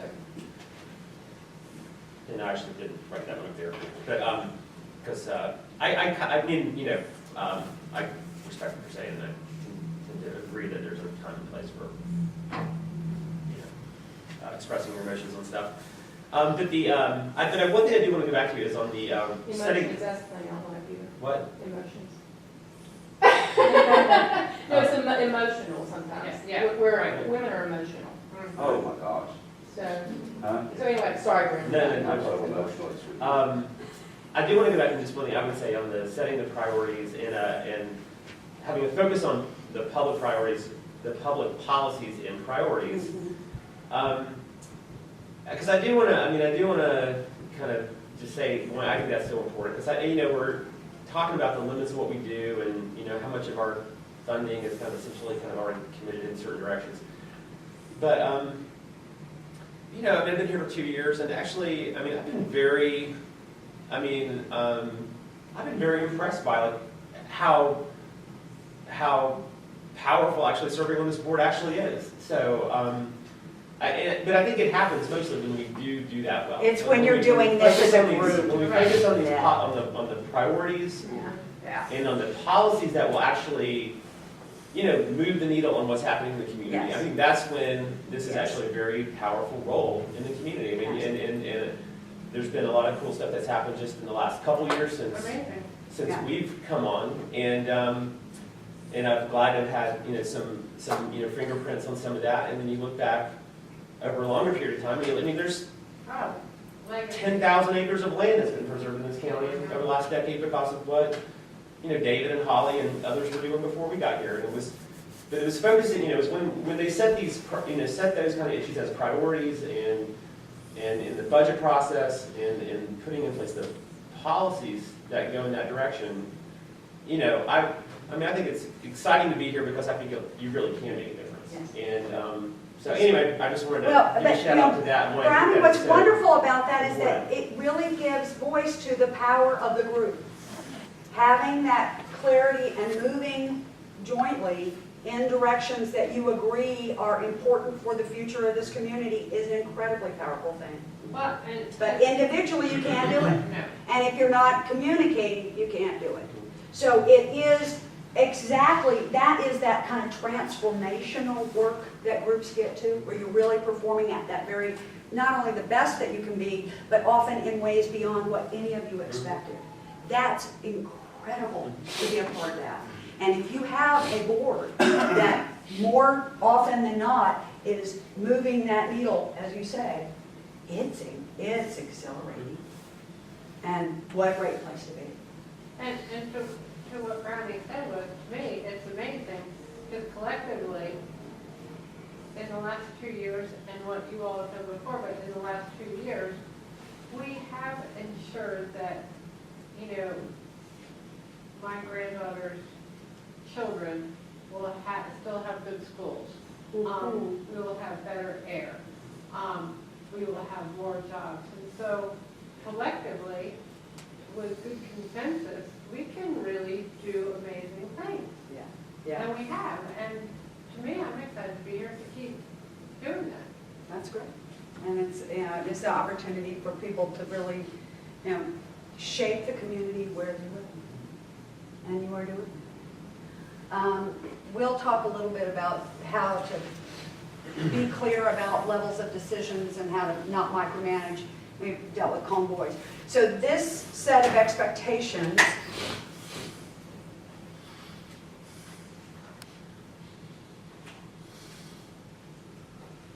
I have, there are two things in this handout, but it is a set of common expectations for effective county boards.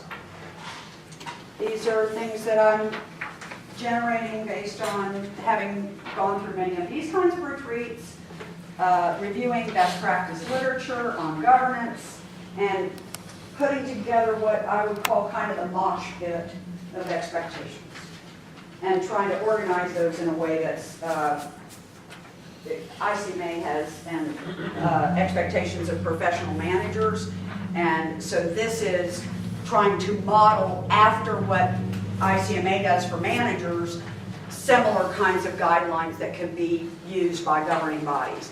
And the first page, front and back, is a list that reflects this set of things that you've just done for yourself.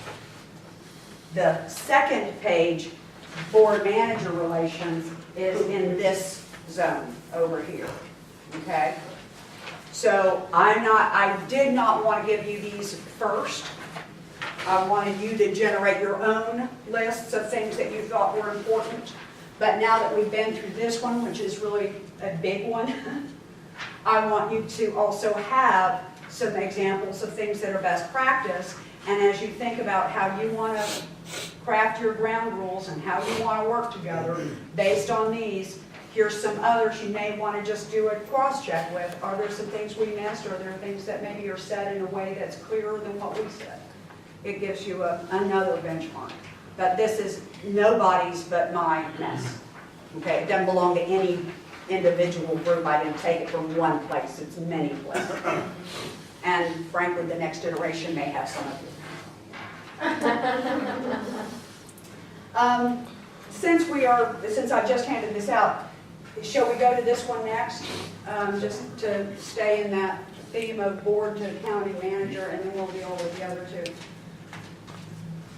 The check marks to me are the indication that as other groups came through, they said, yes, that's on our list, and we agree. So open communication, making sure everybody's receiving the same information. Here's the no surprises. Now, this is saying from the manager, we don't want surprises. I had suggested that we don't do that to each other either. It was just, that would have been one of mine, and I might have stuck on there. This is also, it's interesting, in the city statute, not the county, but the city statute actually almost requires the city manager to do this, give you all the pros and cons, and recommend action to the board. And in the county, it's a more nuanced kind of process where in the board and the manager decide among themselves how much or little do they want input from management. You guys are a very high-performing organization. You have an extremely talented staff. There is absolutely no reason you should not be saying to them, help us understand what you see, because they do have a big picture. And our agenda sheets do give you pros and cons, maybe, I mean, if y'all want more than those, than that, we're happy to work on that a little if you need more or a lot. So some of this is just saying, we like what you're already doing, right? Using performance measures. Propose ways to meet our goals. So if people agree you're already helping, here are things we want to do, and you say, well, here's some options on how we might get there. Listening to everybody, and understanding what individually people want, but also then helping figure out how does that become an agenda for the board. Right? Keeping the budget and that AAA rating, that's great. Anticipate embarrassing situations or problems. Give us a heads up. This is likely to hit the paper. Sometimes these things are completely out of any of our control. Yeah. But if we know about them, Yeah. we certainly want y'all to know about them. Well, we talked about septic tanks earlier today. Septic tanks are one that I remember many years ago, but in Lee County, just south of us, a number of septic tanks were poorly installed, and there was a whole neighborhood that was kind of swimming in sewage. And it really came up after a big rain, is when it happened. And so that was one of those places where everybody was kind of caught off guard, and it was a big mess in lots of ways. But that's one of those places where as soon as the call comes in, or someone is found, stealing petty cash, before it hits the paper, before everybody knows, let us have a heads up so we can be on our toes. Being apolitical, so you all know, and particularly Miranda is a new person, the apolitical nature, we talked about the professional model of county managers. In the code of ethics that managers in North Carolina are, if you're a member of the professional organization, you sign on to a code of ethics. And one of the key pieces for professional managers is that neutrality. And as this board shifts over time, if she's been here a long time, she's been with a majority of one party or a majority of another party, it moves back and forth, and the way she keeps her job is this. And all these other things, but this is huge. Being realistic, providing expertise, creativity, clarity, providing education, helping us understand what we're doing. Being direct, you already talked about, we can tell you we don't have time or whatever. No hand holding. Help me understand this one. That was, me. I think sometimes, commissioners put undue pressure on Wanda to help them get to the right conclusion. And I don't think that's fair. She wasn't on the ballot, we're big people and can make our own decisions at the same time. So the expectation, so this could go back to kind of being that two-way problem. One is that you're saying to the manager, don't give anybody too much advice, or are you really saying to ourselves,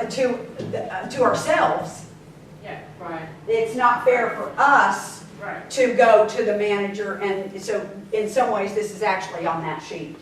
Yeah. And the way I would take that is, I mean, I give them all the information they want, but don't try to forward their agenda over to others. That's how I would Yeah, take that. Yeah. that's how.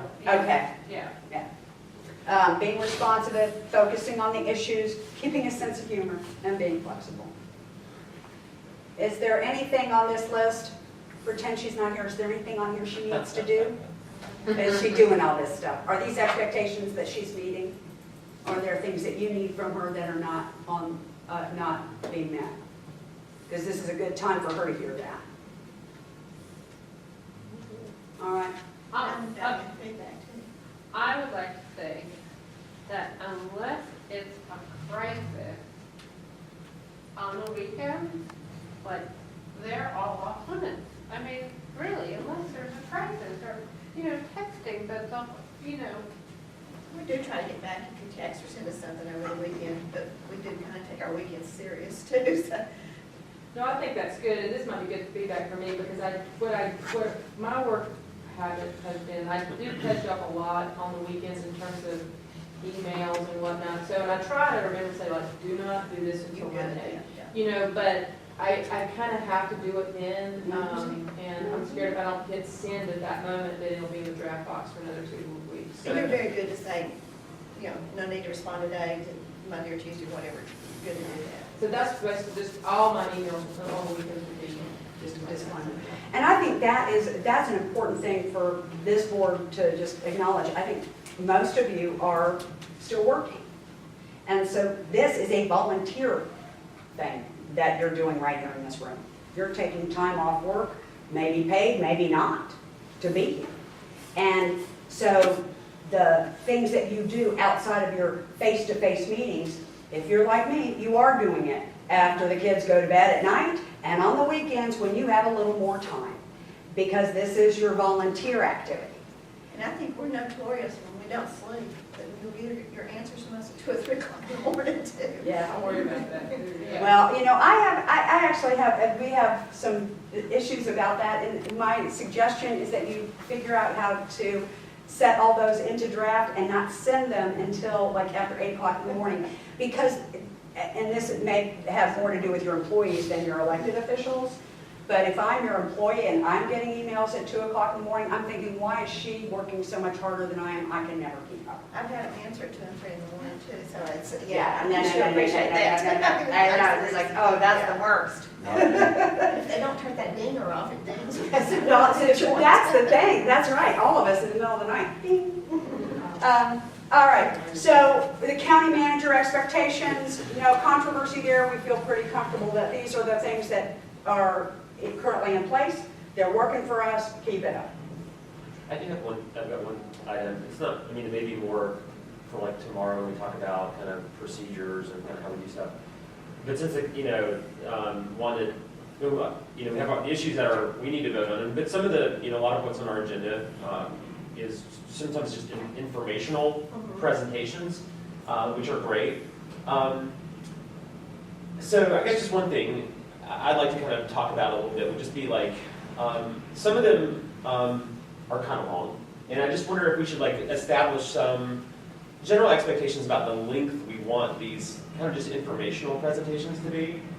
And I wouldn't, and just speaking for myself, I'll bring this up. I wouldn't say it necessarily has to always be a one-size-fits-all thing. Some presentations might be very brief, but you get what you need in a couple of minutes, and some things might be very weighty matters and very complex, and you might need longer for some things than others. But I don't know. I guess just for the different people who come to us and do these presentations, and to make sure we're being efficient, especially on nights when we have a lot of other stuff on the agenda. Should we establish some kind of standard expectation that it should be like informational presentations should be kept to 10 minutes or something like that? Unless it's just, again, an unusually complex, matter that we need to give more time to and, don't limit it in that way. But that was just a question I've had, just kind of thinking back on, Hello? And Can you do it, Mia? Yeah, you're. Yeah, You're on it. it's a really good question. because Okay, you're on. Sometimes they'll go on 30 minutes, and I'm sitting there thinking, this is my cue, and they don't get it. Right. Sometimes it's got this thing off. But do we establish some general expectations up front? We're trying to keep it within this much, and because people will, they might feel like they need to, especially if people are really passionate about a certain thing, they'll go into every detail because all those details seem like the most important thing in the world. But for us, we're like, hey, we're going to be here a while. Let's hit the highlights a little bit more. One of the things we've been telling, and we will reinforce is start at 30,000 feet and come down to you engage. And once you engage, then your questions should drive the rest of it. It's hard when they're passionate about it to get them not to start hearing about it. It may be that my nesting bowls that we'll talk about after we finish this would be a way to give professional staff who might be making a presentation a sense of what are the kinds of decisions that boards are best able to make and what information is most useful to them. And that might help them get a bigger picture of what would help you rather than getting down into, how we actually go out and pick up the trash or whatever it is. Some of those can be bigger. I hear you now. So some request for the manager and professional folks and management team to figure out how to better allocate time for informational purposes, particularly if it's just good to know. It sounded to me like you had a different level. There's some things we're getting information on. We're not making a decision tonight, but it is feeding into a bigger decision that's coming. And that might need more time and more breathing room because it really is, we're going to have to pick it up versus you should just know how we, in this part of the county, operate these things, because you might have questions about it. There's just a lot of them. That's a lot of what we do is we get information, we get presentations. So I wonder if we should, and we do, and we've got, for public comment or when other groups have multiple speakers, they get 10 minutes to do stuff. So I don't know. And again, not trying to be too rigid, but I just wonder if we should have maybe a standard amount of time we'd like to keep presentations so that we can stay focused and don't kind of start, oh gosh, I haven't been paying attention for 2 minutes, we're 20 minutes into this thing, and what were we talking about again? So just that goes to Joe's problem my of sense being is able that to we've stay never focused. had a standard or expectations like that before, and I don't know, would that be useful, or, that's just a question. We just need to bring a 5-hour interview for everybody more for that. We do often tell them that you have 5 to 10 minutes or 8 to 10, and it's hard to get them, once they're podium, it's hard to get them down. Yeah, we always tell them no more than 10, but. Well, 10 minutes is a very long time. Yeah, it is. Oh, Do you use that's the just for colored ones that are light? Informative. I mean, if they've got a lot to say. Sometimes they really will send, what y'all don't see, is sometimes they will send us a 45-slide PowerPoint that's going to take them 45 minutes. And we say absolutely no. Comes back with 20 minutes, absolutely no. Comes back with 10, and we say you got 5. And so all that work is done, and then they get in there, and y'all get 25 minutes. At that point, there's nothing we can do. Yeah. But Do we give them any feedback after the fact when they have exceeded our expectations or our? well, if you guys don't tell us, we're not always sure if you loved it or hated it. Well- So now I'm hearing you don't like the long one, so that just reinforces that we've been doing the right thing Yeah. by making them as short as possible. Yeah, well, as long as they get their point, I think most things can be explained in 10 minutes. I don't know, very few things in life can't, 10 minutes is a long time. If you're focused and you really think about it beforehand. Well, we always try to get them to send us it ahead of time, so you guys have a chance, and we tell them, a chance to look over it, as does the public, because your packet is for everyone to see, before the meeting. So you've hopefully seen it and read it before they show it to you, so they can go through those slides pretty quick. And just hit the highlights, hoping that you'll stop them if you have a question, but. And sometimes, and in past boards, we've had to say, could you get to the bottom line? A Yeah. little more directly. And that seems a little rude when it's happening, but when you're 20 minutes into it, it's kind of like, as a staff, we don't have a way to stop them at that point in the room. And you guys don't have a stopwatch or a colored light or anything like that? We do, we just the presentations. We don't use them. On public comment, we do, and it beeps and the lights come on each 3 minutes. But on presentations, No, unless you like me to learn. I was gonna say, it could be. But again, if this is equitably applied, it's not a big problem. But if you start picking and choosing who gets the buzzer and the timer, then it becomes more problematic. So it really does need, I think, Brownie, you're right to bring it to this forum to have the group decide what is how would we establish those criteria? I don't know. I think Kathy has a timer and electric prop. Well, I think it's two different issues. I think you've got the issue of the presentation itself, but if people if they get hot and ask a lot of questions, You can't hold that person. Yeah, but the initial presentation could be no more than 10 minutes. Yeah, I would say hit the light at 5 and 10 minutes. Just tell them beforehand 5 and 10 minutes. 5 minutes they'll go, oh, I need to kind of tighten this up. And then 10 minutes. And then if they're getting questions, we probably won't interrupt them. Well, at that point, y'all are the ones that have extended. Right, Yeah. exactly. That's your business, exactly. I mean, I had an experience, initially when they start, I'm really for it, but they go on so much, by the time they're done, I'm like, oh. The So you look at the clock and say, how many more of these? Well, Yes. 10 minutes is a pretty good bit of time unless you go to the, by power. Is Mike saying something? Mike's on the phone. Is he saying something? Yeah. People in the background. It's probably he's in a row of chairs popped in. I just have to interject here, one of these moments of like, when I was on city council, I did 3 days of Walmart here. Oh, my God. 3 days. And we started at 5, and, we did not need to start again the next day, so, anyway, just kind of. So this seems like nothing. No, I'm out of shape, we just feel like that. No, I just brought that up for humor, it was really true, but I concur, I think I would be a good idea. We will put some emphasis on that. And it may be important as you kind of look at the different types of presentations to, I think you tried to say, not all presentations are equal. And so what criteria, how would you apply this? If it is really just FYI, that meets this standard. If it is information provided at this meeting building to a decision next month or the month after, we may want to get, or it requires more background, whatever it is. You may have a different set of criteria that would give more time to. And only you know which of those categories a particular presenter falls into. And you just got, you got to make sure you get the information too. Because if you go from presenter to presenter, somebody may do 10 minutes and slam dunk it and give you all the information to make a decision. And you may have somebody for 10 minutes and just feel like, I didn't get here nothing. Yeah.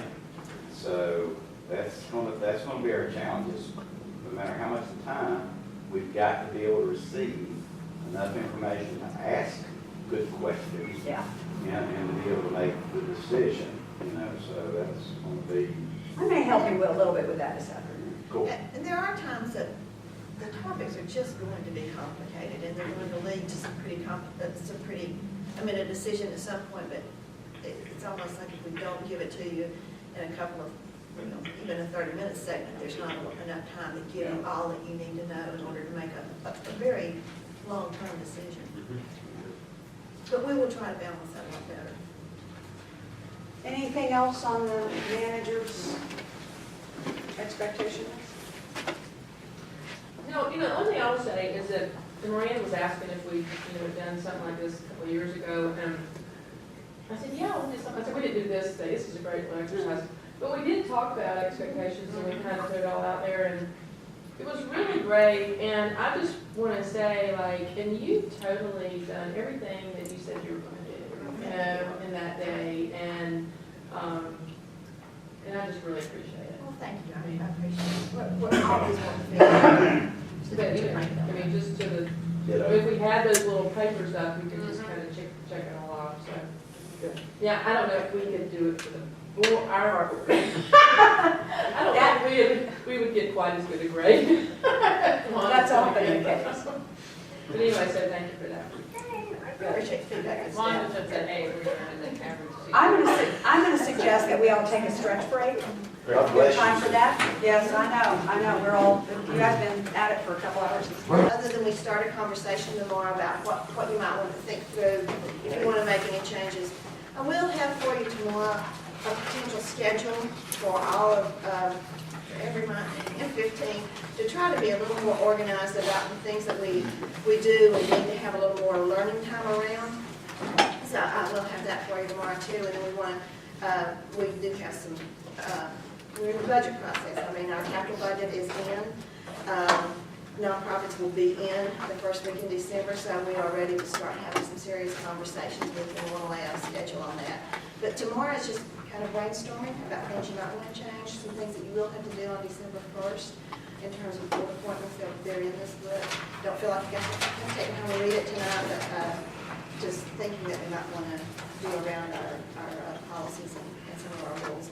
And then Mandy's going to share with us some of the things that the foundation is doing, so we'll be prepped for some decisions and presentations in February.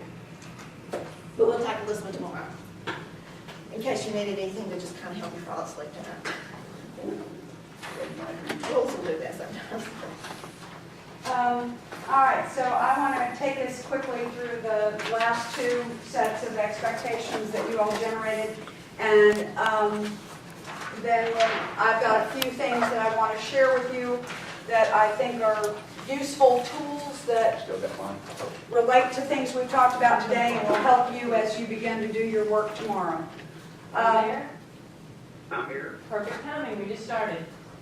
Okay. Welcome back. All right, so we talked about expectations for the board chair. Reliable and complete information.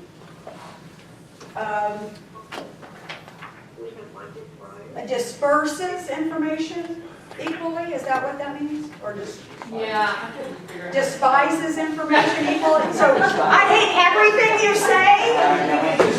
We should just, then underneath it said we only roll and spell check because we didn't get it wrong. Oh, is that what that is? Oh, Dispense or disperse. I thought he was doing, you were nitpicking people's grammar and spelling. That was you. I have the guts to write it down. Yeah, I usually make a disclaimer, there is no spell check when I write on a flip chart or blackboard or something, but I'm Disperses. okay. So making sure that you get complete information and that everybody gets it. Yeah, okay. Being timely, don't hold the information back until the last minute. Make sure we have it in advance so we can check out our other pieces. Be honest, deliberative, meaning Ellen not back, and that was on her list. okay. Well, we'll check with her in a minute. Huh? Oh, never mind. And some of ours, it was like, it didn't matter who the chair was, we didn't assign it to David, but it was like. Right. Yeah, what would you want from a chair? And I think that's a really valuable way to think about any of these, because you never know in, 5 years who's going to be in these positions. But if you have this as a baseline that you can continue to kind of come back to and clarify, you've done some of these things in the past, it's a good time to just make sure that the list continues to be representative of good boardmanship. Being responsive, again, my sense is that's responsive to the members of the body, and respectful to staff, leading by example. Communicate to... Grievances directly to a person. Oh, okay, so if I've got, so you would like, if there's difficulty among members of the board, that David would be able to go take somebody aside and talk to them directly about it? Is that Well, what and was meant? I use what David and I do anyhow. If David's got an issue with me, he just comes and tells me, and I appreciate that, and I think that's, I would always want that with the chair, and he's ready to do that. Okay, so, and this was something, Ellen, we were asking about deliberative as an item that was on this list, and I asked exactly what was meant by this, and Wanda said that that was on her list, so I was wondering if we could help it when you say deliberative, what do you mean by that for the chair? Maybe deliberative, thoughtful, and not reactive. There are times he gets information from here, there, and so just to kind of wade through. Oh, okay. So, not so much the reactionary kind of thing, but just, oh, that's another piece of information, let me keep kind of looking into it. Okay. So, speaking directly to people if there's a problem, telling staff what you want so they can get it the best way. Again, that kind of ABC thing, I want it from the board members, but I also want it from the chair, and those may be related but may not be. Go over the agenda with the clerk and the manager before the meeting, so the expectation is that your board chair knows what's on the agenda and how to handle each of the items. This is an information item. This has to be taken up for a vote. This one is a continuation of what we had done 3 months ago. Remember, here's where we were, blah, blah, blah. That kind of stuff is what you mean here, yeah? Avoid surprises, advise of change, make all commissioners look good. I like that one. Make the county look good. Does this one need to be, make the county look good on this board one? Yeah. It's one of the things that I feel very strongly about is it kills me to see elected officials bad talking their town or their county. That's crazy. It's really, I don't get it. I'm proud of you. Yeah.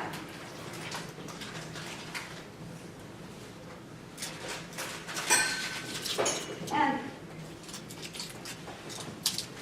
so this, idea that we are here and we always can improve, all of us can make things better, but recognizing that we're doing well and we have a good team that works well together.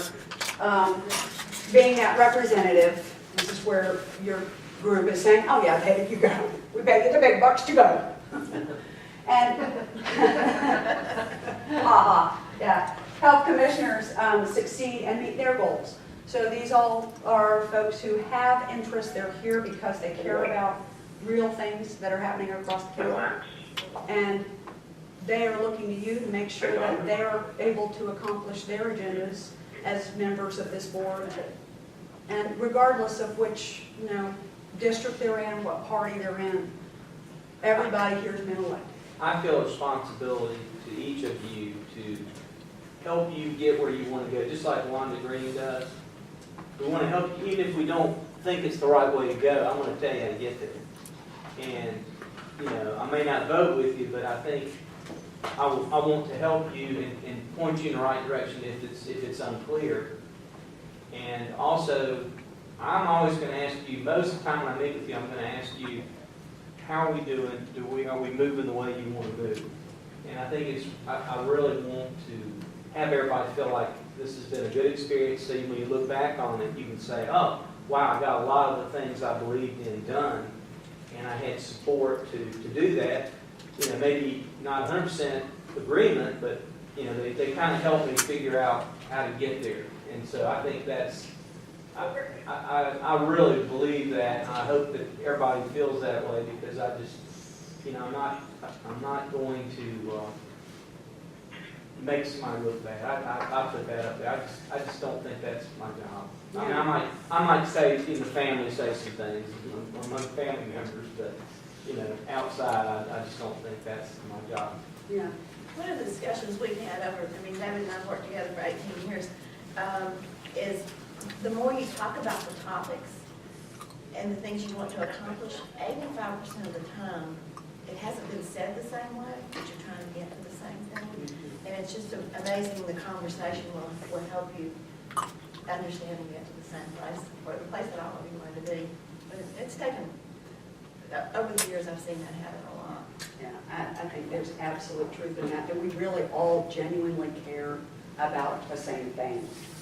We often get framed up in political parties or city versus county or urban, rural, and all those other things are out there to categorize and divide us. But if you take all that stuff away and you put people in the room and ask them what they really value, what they care about, what's important to them, they talk about the same stuff. And so to the extent your chair is helping you get to that place where the same stuff is visible and important to the group, at least a majority of the group, it helps everybody be successful. is that keep us accountable to our rules, and this is part of what we had talked about earlier. If we set these procedures and expectations for ourselves, we need to have our leader of the board be the enforcer. We know we have to enforce for each other, but ultimately, if I see Brownie doing something that I feel uncomfortable with, ideally, the first thing is for me to say, hey, Brownie, I was uncomfortable with your stepping out and making a text in the middle of our meeting. That's my first preference, is that I take it upon myself as a member of this group. But if that's a persistent problem, or if it's outside of something I can observe directly, staff or others coming to you and saying, hey, we need your help to enforce a rule that the board has set with this individual member, because now Brownie is going over there and talking to the folks at the animal shelter every morning for 2 hours, and it's starting to slow down our adoption and, you know, other kinds of pieces of things that we've got to do. So, I mean, again, that's kind of one of those good professional roles and responsibilities that seemed obvious to Miranda a few minutes ago. That's part of that, you know, just we should take responsibility for policing each other, and if we're not able to do that one-to-one, then we need to ask our chair to step in. It's not appropriate to put the manager in that position. It's really where it boils.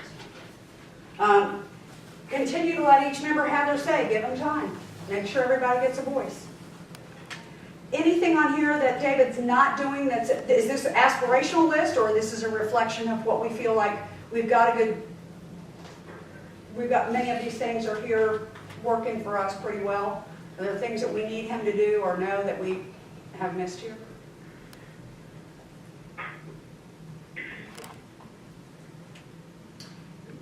You have my permission to tell him tomorrow. So, all right. So you got clarity around 3 out of 4. The last of our group conversations this morning was around the clerk. Again, I hope that this is something that helps you, but also whoever that clerk might be 3-5 years down the road, that these would continue to be things that you would look for in the person who would support the board's work. Being informative, clerks often have access to their fingers on all sorts of information that's important. Being open to new ideas, new ways of getting things done, sharing information, so not only just having it, but sharing it, instructional, how things work. Let your voice be heard, so speak up. Don't wait to be asked. If there's something important and we're about to screw up, please tell us. Yeah, keep us out of trouble. I think those are very related to one another, right? And we want the clerk to be realistic. What's that mean here in terms of the clerk's role? I put that down as more of a, I think the best thing about Kathy, she is very realistic when she talks to all of us. And keep that trait, because it just keeps it real and very honest. And it keeps us from getting into trouble. Okay, so the value that you feel here is that you feel like she's genuine, telling you how things operate, how the law's structured, how the county is structured, whatever it is. And yeah, I think that's a great idea, Ellen, but realistically, here's what we can do and can't do about it. Right. Okay. Provide information for potential events for the board, so things that might be coming up that would be of importance for you all to know about. Again, you guys talked a little bit about the fact that there were events maybe in districts, and I heard some of you, maybe it was in the preliminary conversations, that there might be events in a district that you didn't know about, but you would like to have gone if you had known, and kind of how do we keep each other informed? Is the clerk someone who generally knows those things? How does this get, I mean, this is one thing to say, provide us on potential events for the board. What are how does she know what the potential events are? That came from me and Brownie, and the idea behind that is to know what's going on in the county, so that if we feel like it's something that's important to us that we want to go to, you know, that just let us know what's going on. But how would you give guidance to Kathy if you're saying, we want to, you want to know about every fish fry? Or are these, what are the potential events Well, I'll give you an that example. would be a listing that she would help make available? Give you an example. Okay. Take Veterans Day. Mhm. Okay? On Veterans Day, the day before Veterans Day, I'm trying to decide I want to go somewhere. Mhm. And so, go to Veterans Day. So I start researching, because I hadn't been to one before. So then I found one, and then I went, and it turns out that David was speaking there. And I was there, and David King was there, and who else? I see Nathan was there, and, it was, and oh my gosh, I'm so glad I went, because there were 400 people there, and there was a lot of people Yeah, there. it's pretty long. And, it's But just. you found that independently and Yes. had no idea anybody else would be there? No. But- I did not know so just, and she does do that on some, but what I'm saying is be more of a resource in that, in providing that information, and then those who want to go, and then go to whatever they want to go to. Is that in her job description? Is that Well, Well, actually, Well, and see, this is why I bring it up, because I'm not sure how you would know what events to list. well, it might So, be yeah. more to me, and I do get a lot of invites that I don't share. Not that I don't want anybody to know, but it's to me. And Oh, it's a but- personal But what I invitation can to you. do is copy it. I don't have a problem. I can copy everybody. I just don't want to bombard you because there is a lot of stuff all the time that some of it I know you don't want to go to, and I don't want to go to. Some of it's 4 hours. Once upon a time, we kept a calendar so you'd know those things were there, but nobody really ever used it.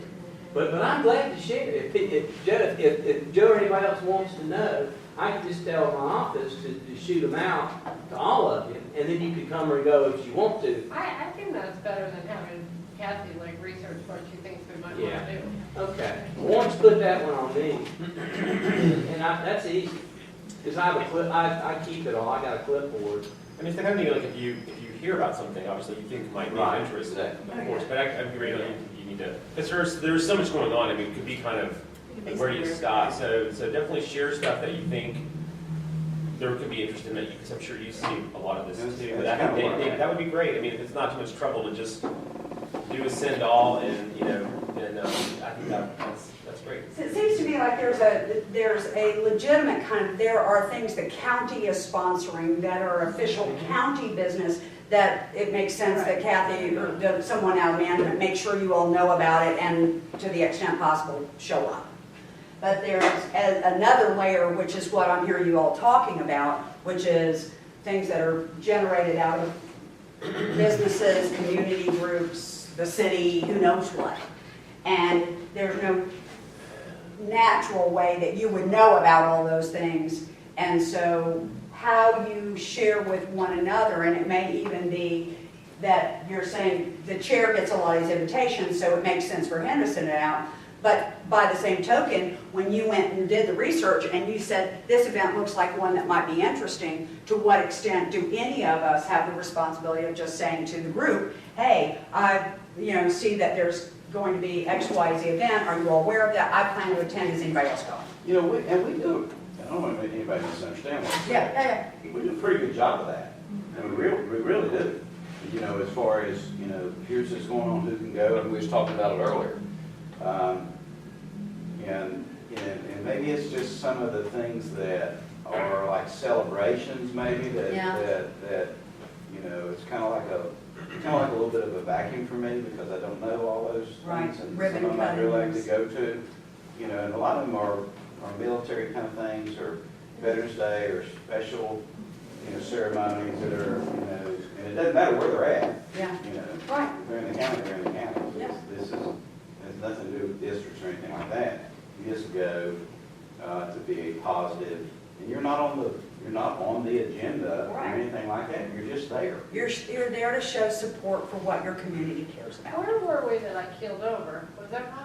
We were at Lake Louise. Yeah, what was that though? They were dedicating That was that Memorial thing. Day. Oh, Yeah, it was okay, Memorial yeah. Day. I killed over, so my Yeah. memory is a We little. have a picture of right before she killed over, and she's like, that's 10 foot high in our, I don't know if it's It's in the chambers, it's still there. Was it The hot? final moments. Well, our sheriff is very dry. And, I'm standing with Joe and David, and I'm like, gosh, I don't feel so well. Gosh, I really don't feel so well. And they're like, whining. And so, It was pretty hot. It was hot. It was hot then. and so finally, there I went, and this EMT was watching from afar, and then the sheriff, who was my friend, and he was also there, I'm like complaining to him. So I come to him, he looked at me and he said, "You liked your leg, didn't you?" I was like, "What?" And then, That'll do. that's Yeah, it. but I had not been familiar with that term before. That's a military thing, yeah. Well, and I'll just give you my, Yeah. one more thing on this. The reason I have it, I'm not trying to hide anything, I want to be real clear. I would not go when Tom Sobel or Nathan would speak, I usually wouldn't just go. Like I said, well, we're covered Right. there. Right, But exactly. that's just one person's thing, and so that's cool. I can do that easy, and I will do that now. Well, and- Sometimes it's about the celebration. Right, Yes. Like I right. was there, I ran into some people that was my grandson's best friend's grandparents, and I'd never met them. And we met at Yeah. a great thing at Veterans Day. Yeah. Well, and like last week, I must have lost it, the Homeward Bound homelessness initiative, that was great to go to and help, so. Yeah, and so it sounds like, again, there are a couple of different kinds of levels of, some that it's good for any of us to show up because they're celebratory, they're good community events and that kind of. There are other things that are kind of invitation and obligation because they want to have a county representative there, maybe to speak or just to say that somebody from the board of commissioners showed up. And it may be that what David is getting is that, as chair of the board, he gets those requests. But in some instances, I think what your group is saying to you, if you can't make it or it's not important to you, let us know. One of us may show up and be there on behalf of the board. And again, it makes it all of you look better. Back to this one, we want to make the county look good. You make the county look good by showing up at the things that go on in the county. And Spread it out. So speaking of that, did anybody get an invite to go to the ribbon cutting in the morning at 10 o'clock? Tomorrow morning? Tomorrow morning, no, I'm sorry, I apologize, Saturday morning, For what? 10 o'clock. Ribbon cutting Yeah, I for, did. I don't remember, I remember. Was it Jared, was it the gallery? I think Was it it Jared? Okay, so I'm getting a call I couldn't to go to understand Jared's, that. And y'all get that in a minute. Saturday. Yeah. Yes, And I'm like, Yeah. okay, so are any of you going? I wrote Are we that. gonna throw in free gifts, Jared? Never know. So that's, Where's it gonna be again? it's. What's Jared's? It's the whole Gallery of Jewelry. oh, across from the hall, I think it's for that new. yeah. It's a new one. And I may be able to go out tomorrow, But there was a but y'all time said he went to Jared. If I go. Yeah. when y'all were in the courthouse that we had two administrative people in your office, and we don't have that anymore as we slim down staff everywhere, so we just don't have people that are watching your invitations come in. But I think that's, David, that's way, their stuff. And I think that's a good example of a place where, she may be the font of all information, but this is not one that she's certainly not legally obliged to do. And in terms of your official business, probably is best left to your own self-management. Historical information, absolutely, clerks are a great resource for that. Keeping the accurate minutes and information about what we do, providing us that and making sure it's kept correctly. Tracking our ethics, yeah, you have to turn your forms in to let her keep that on record. Improve our volunteer appointments and training. And so this is, Yeah, I put that one up for me. that's a goal you have. Yeah, it needs to happen. It's just a hard one. Yeah, it's just a hard one.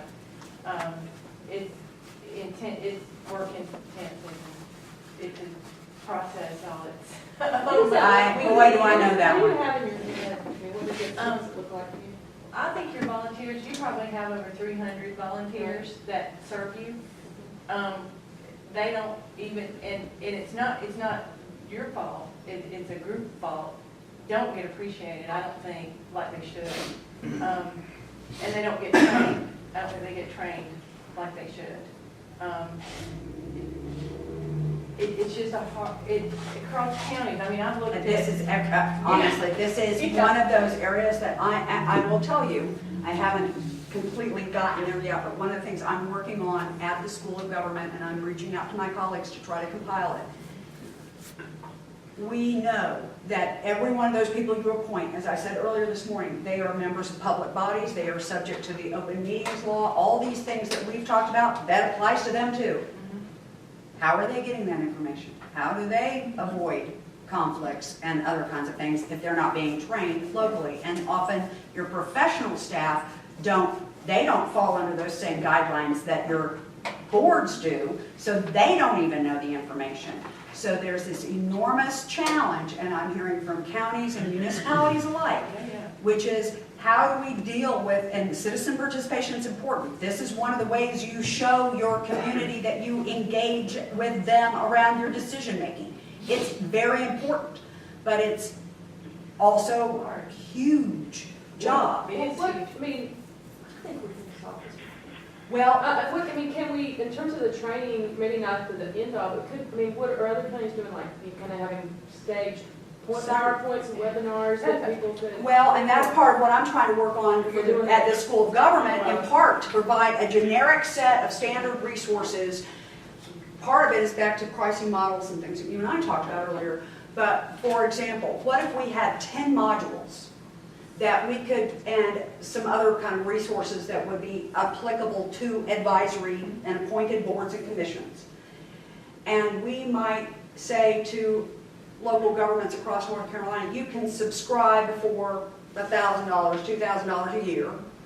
And for that subscription, you would be able to give these materials to any of your appointed boards. Yes, that's a great solution. Do that. See, I'm trying, but this is the kind of stuff that we are often answering questions from your appointed board members, and they are clueless about what they're really supposed to do. I get packets in the mail from appointed boards that are frustrated because they feel like their boards are not applying the law correctly, and can I help them? And if we just don't have enough people to deal with 300, if you multiply that by every county and city, we can't do it.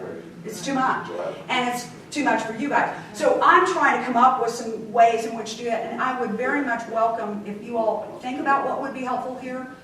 Any of the strategies that you are working on as you work to do this, let's keep that loop going, because this is an area that, you know, I wrote that little book on creating and maintaining effective advisory boards and commissions, and as a result, this has become a part of what I now care about. So, you know, my lesson is don't write about something you don't want to have to deal with for the rest of your life. So, Right, well, it's an unending thing, and I think that's what we discovered is you can't do it one time and say, okay, check it out. every single time. So, We're good, is yeah. there still the volunteer luncheon? No, we've done that once in probably the last, maybe twice in the last 10 years. It fell out when we lost money from the state. That was one of the things that we cut. And then we put it back in, we did it once, and we didn't have very good attendance. But that's the thing, you can't just do it one time. Right. It's something that they kind of have to look forward to. And it doesn't need to be a training, it's a thank you. So the volunteer Right, lunch so needs to be we really appreciate you. I can't remember where it was, but I remember going to one. Usually, it used to be at UNCA a lot. Yeah, we did the last one at the Senior Citizen Education Center over here at UNCA. We used to do them at lunchroom at UNCA. So they were, they were good. We had good speakers, and it was a kind of a feel-good thing. But it's expensive to do. It takes a lot of staff time. We had more staff back then too. So that's just a piece of, I think, what the clerk's job is that is not, and not to say that you don't have good volunteers, that your boards aren't functioning, they're not complaining. Landon Scott has picked up some of the, the problems with training for volunteers. And, it's just some of the, and we've got long-serving. Yeah. So you've got a lot of people on there who've got a lot of history and they know what they're doing. And that starts to turn over. Yeah, you know, I see it on the horizon. If that starts to turn and you get new people, which is good. If you need new people, they're not gonna know. It's just not apparent how you serve on board. And when you say, and when they get, this is what I think people miss. Y'all appoint them and we send them a letter. Okay, be that person who gets the letter, who's applied. They get the letter and say, oh gosh, now I go to this room at this time and I walk in and I know absolutely nothing about what I have actually just stepped into. And I serve my 3 years and I go to all my meetings and then I get a letter that says, thank you for serving. And they've never met you. They've never really had anybody say thank you, and they really weren't sure if they did a good job or not. That's just not good. So that's the piece I would like to see improved. The other piece that I'll add to that very well-structured kind of experience is that also these folks, and I'm doing surveying, working with the town of Chapel Hill, because they have been working hard on this, and I have been proximate for them, so I've been drug into it. But I've learned a lot working with them.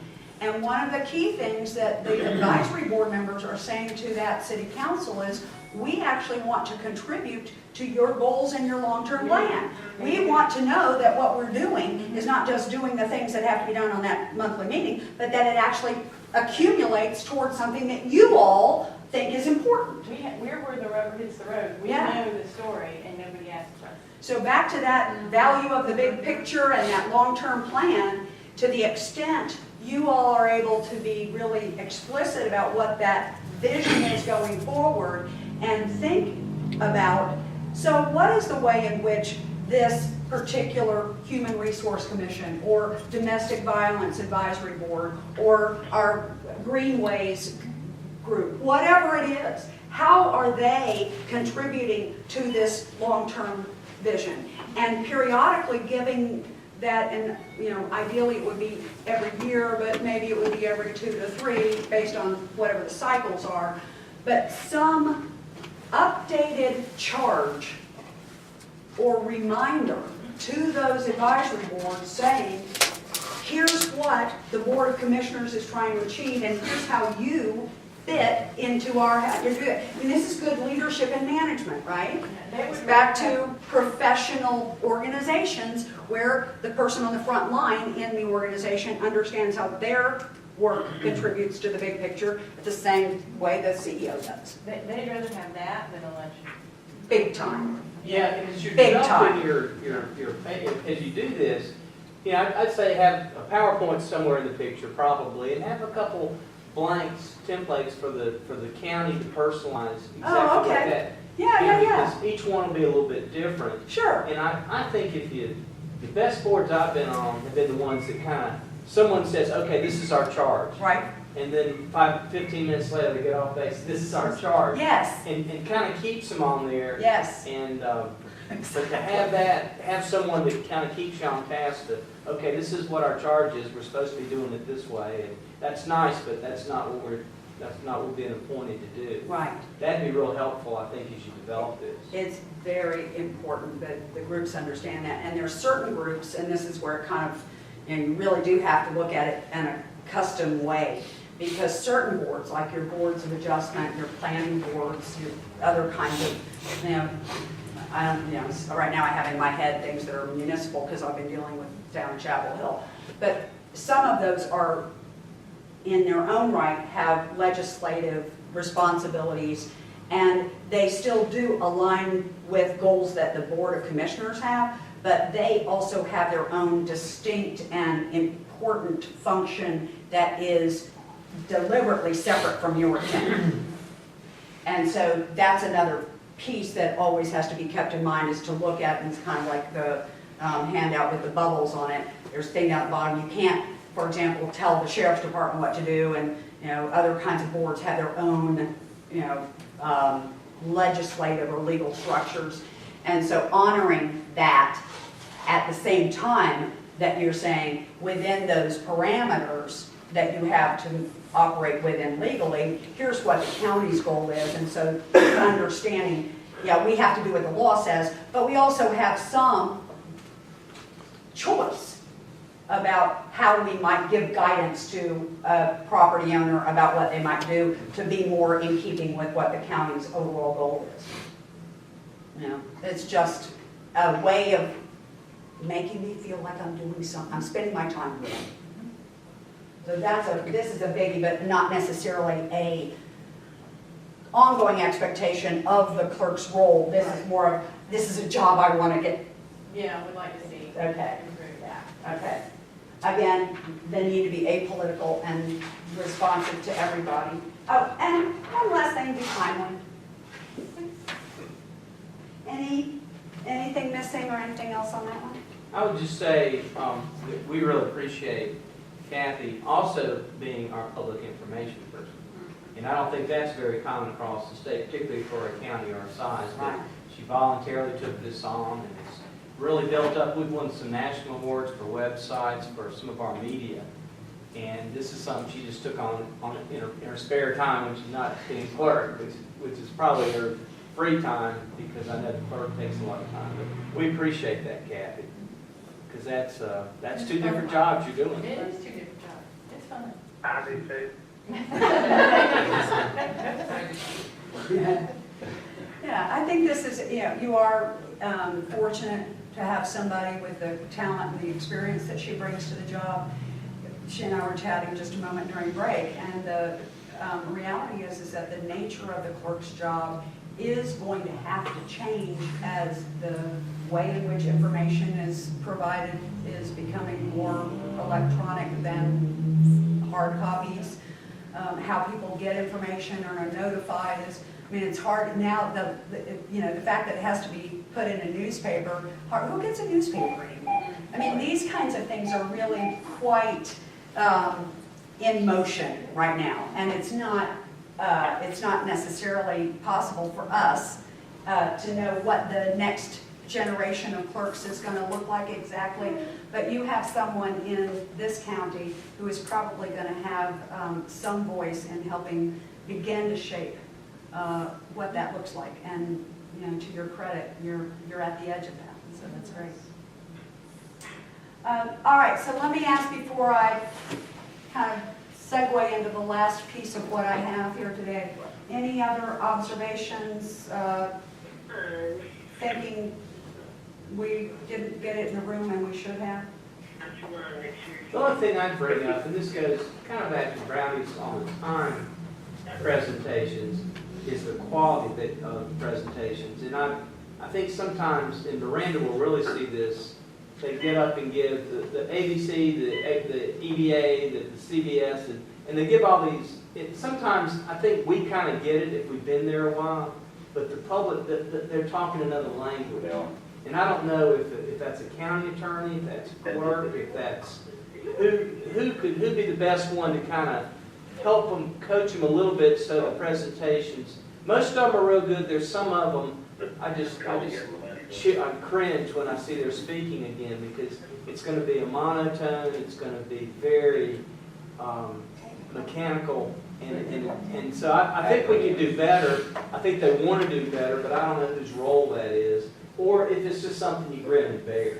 I honestly think they're coming to us for the content in their presentation, and everybody isn't schooled in, I mean, I know what you're saying, but everybody isn't schooled in public speaking, and I think we have to look at the content instead of how it's always done. Well, I think the thing that I think one of your points is because it was with, I felt it in the right way, is all the acronyms. They get in there and they start with these acronyms. I had no clue what they were talking about. Now, you piece it all together, but they're like, oh, that's it. I don't know if you do that through the screen or. And I agree with that. I was talking about as far as. I think there's some things that you can say as, for a person's presentation to be of value to our body. These are a few standards or criteria we want all presentations to meet. Length of time, level of which the information is presented, and I'll give you something in a moment to look about and start thinking about that a little bit. Providing acronyms or providing a glossary or something. Giving some of those kinds of, limit how much text is on any individual slide. I hate it. I hate it when I see slides that are so densely packed with information. It's not helpful. It's not. And so there are things that are about good presentation structure that I think are guidelines that you all could just have as a standard set of anybody coming to speak. Here's a set of standards or guidelines, recommended guidelines for presentations to the Board of Commissioners. It's feedback when it's happening too. If you've got one that's especially bad, and I'll give you an example. We were up at the Crest one time, and we just had a presentation by a very competent, very talented staff person, really all two pieces. And y'all were quick to give us some feedback. From there on, you've seen only fairly good presentations from that particular staff person. But we had to know then. I mean, it's kind of like that's the teaching moment. So we do need to know when and how it's bombed for you. Well, okay, that's fair enough. Yeah, And you don't want to throw that person under the bus right then and there, but it is. Tell us after the Yeah, exactly. I was going to say, let's just be sure that we're clear about Not in that. the middle of the meeting, please. That was the worst presentation.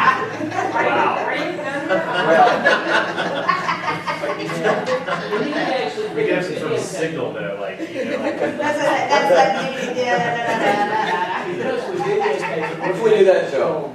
Oh, that's I guess it's really bad.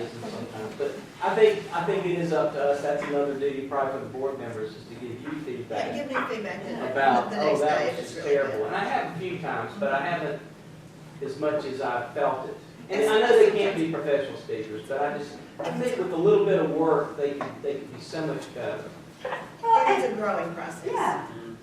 You, I mean, just look, as we you were live, saying. we live in an age, I mean, PowerPoint is like, we live in, this is part of the Yeah. first of our generation. Yeah. Right? I mean, this is just like, you know, Right. there's a lot of that PowerPoint there. There really are. I've made more than my fair share of them myself. We're all on a path. Absolutely, absolutely.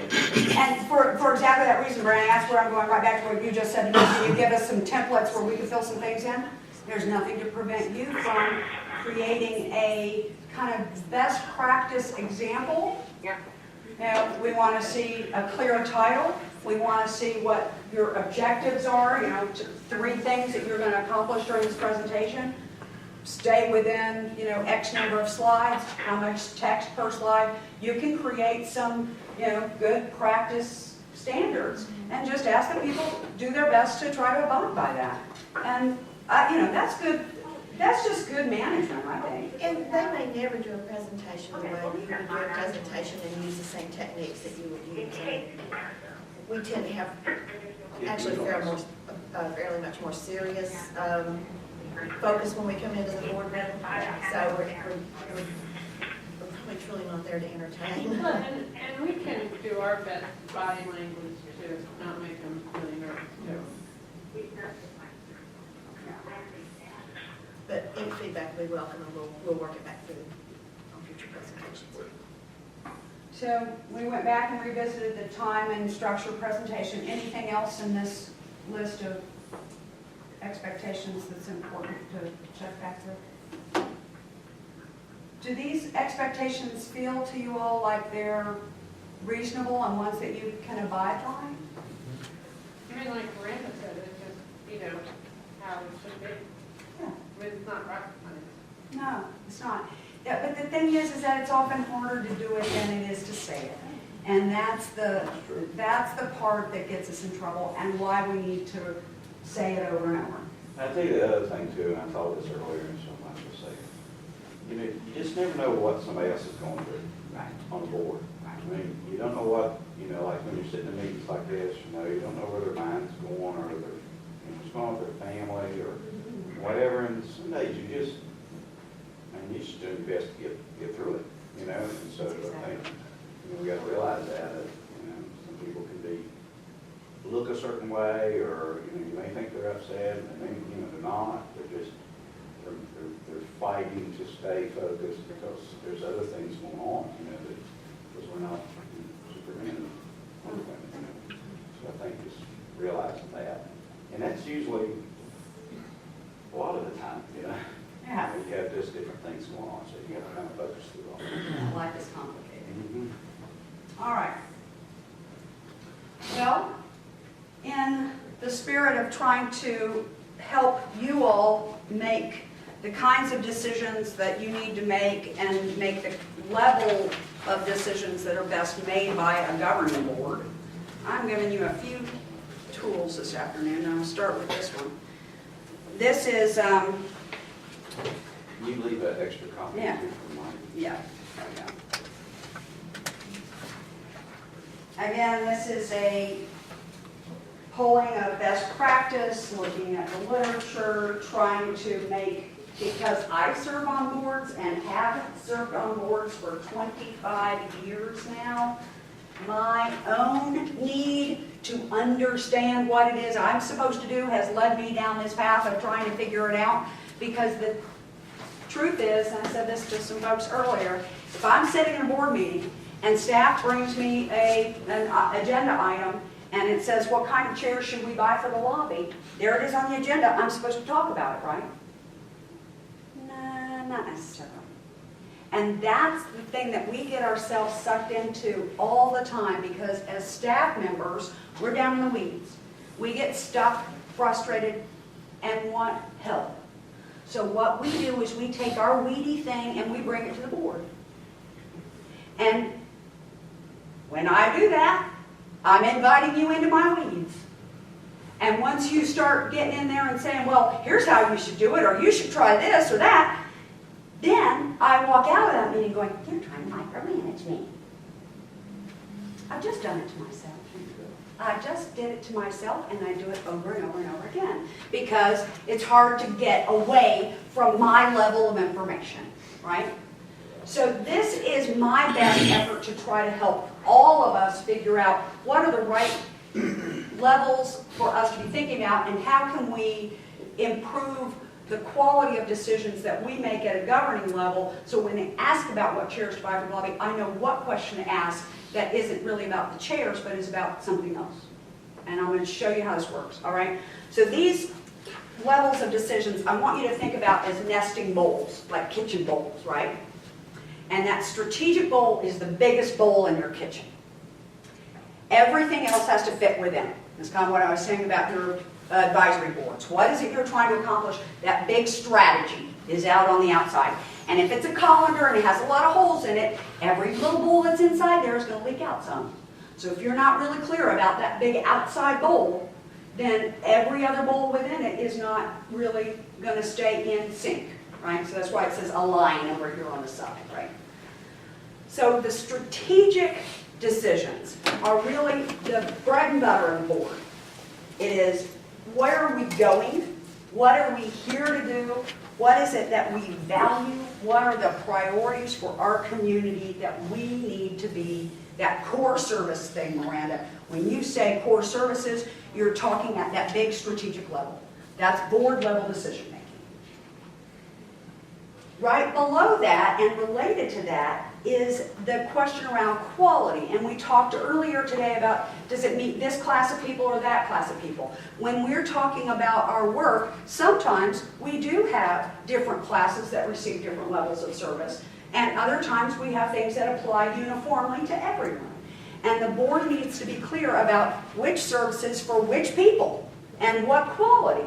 Are we trying to be the Ritz-Carlton or the, what was it, your horse farm place? Oh, yeah, county equestrian, yeah. Yeah, are we trying to be that level of county service? Or are we trying to be Hojo's, Motel 6? Are we somewhere in between?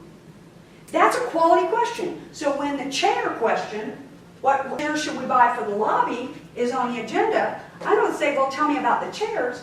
I need to stop and ask the question, well, how do we want people to feel when they walk into our organization, when they walk into our front office? How should it feel to them? Do we want them to come and stay for a while, or do we want them to feel like they need to leave as quickly as possible? It's a quality question.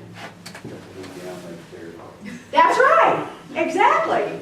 You know, and make them really small, yeah, and short to the ground so they're uncomfortable. I mean, you can get people out of real fast. Small restaurants, Bridget. Yeah, exactly. But that's the question from the board, is really not to go down into what exactly should we do, but rather, how do we want that to feel? What is it that we are obligating ourselves to in terms of the quality of service for everybody or for a particular group. For me, the litmus test is always, what value do we provide through providing what services, at what quality, at what cost? If those are the things that you're talking about, you're at the board level. Once you get into the hows, you're off the board level. Because we don't know all those bits and pieces. So the resources, obviously, you are ultimately responsible for the budget, but you can't do the budget without your professional staff. They are integral, so you now become a partner. And it's not that your staff aren't involved in those upper level things, but ultimately it's you to decide. When you get into resource and administrative stuff, you really are negotiating with your professional staff to make sure it's going to work for them and work for you. It's not uniformly something you can decide without having staff bought in on it, or you'll just have a, departure of all the people you have been trying to groom for a lot of years.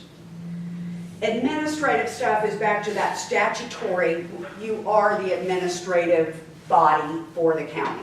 And so how you decide you're going to organize yourself, we're going to contract this out, we're going to do this in-house, those things, again, you're negotiating with your administrative level, but those are the mechanics by statute that you have an authority over. Once you get past that, though, it doesn't have board anymore. And so operating procedures, the standard procedure by which something is going to, we're talking about a rules of procedure for your board. There are rules of procedure in the health department. There are rules of procedure in the garage. There are rules of procedure at the solid waste facility. You should not be dealing with that. And the reason we often get to dealing with that is because we haven't done the big bowls first. Because if the question at the front line is, oh, well, we have somebody who's behaving in a way that is disruptive, a client in the health department's come in and is disruptive, how are we going to deal with that? Well, if that's brought to the board, we're right into the housing wise. But if we're up at the top level saying, our value is to treat people with dignity and respect, we serve everyone regardless of their mental capacity.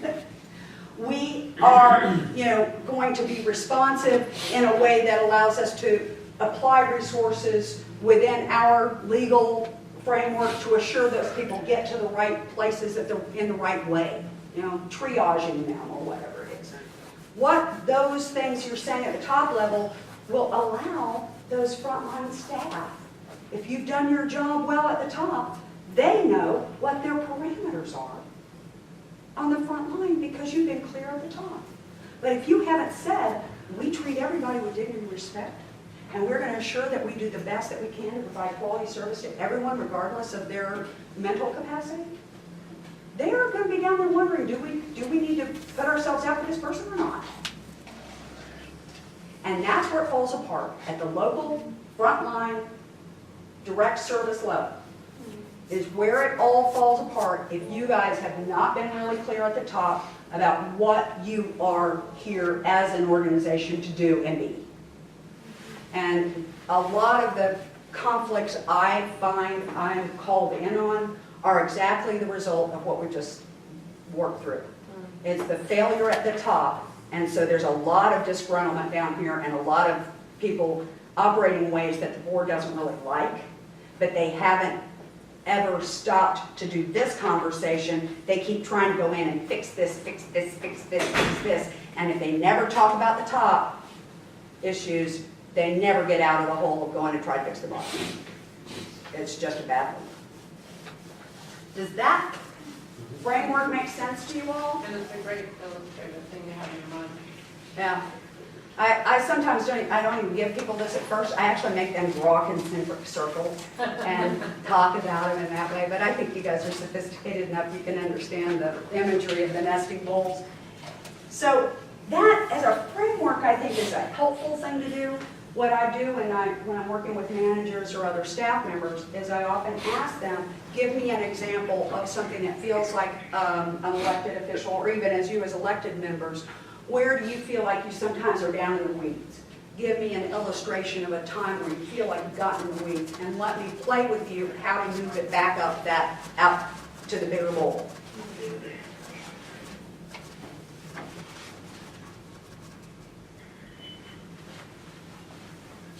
Well, similar, sort of. I think it's a big goal, but I think we've done really well as a board the last 2 years to keep our heads down and accomplish a lot, and try and deflect as much happens in the legislature as possible. Does that make any sense? I mean, we kept functioning, you know, some people would say despite, some people would say, but we kept going forward. And, you know, last week, or 2 weeks, whatever our last meeting was, you know, Council on Aging, more money for the, you know, we just keep doing what we're doing and not, does that make any sense? We're not, I mean, we can't, things happen to us, and to me, there's no point at this level of discussing why they happen. We just have been dealing with it. Does that make sense? Let me give you an example of something that I hear these different kinds of things. So sometimes it's like a dress code or parking. Elected officials can get in a wad over parking. I'm sure you never have done that. Never. Ours don't, I mean. But you know they do.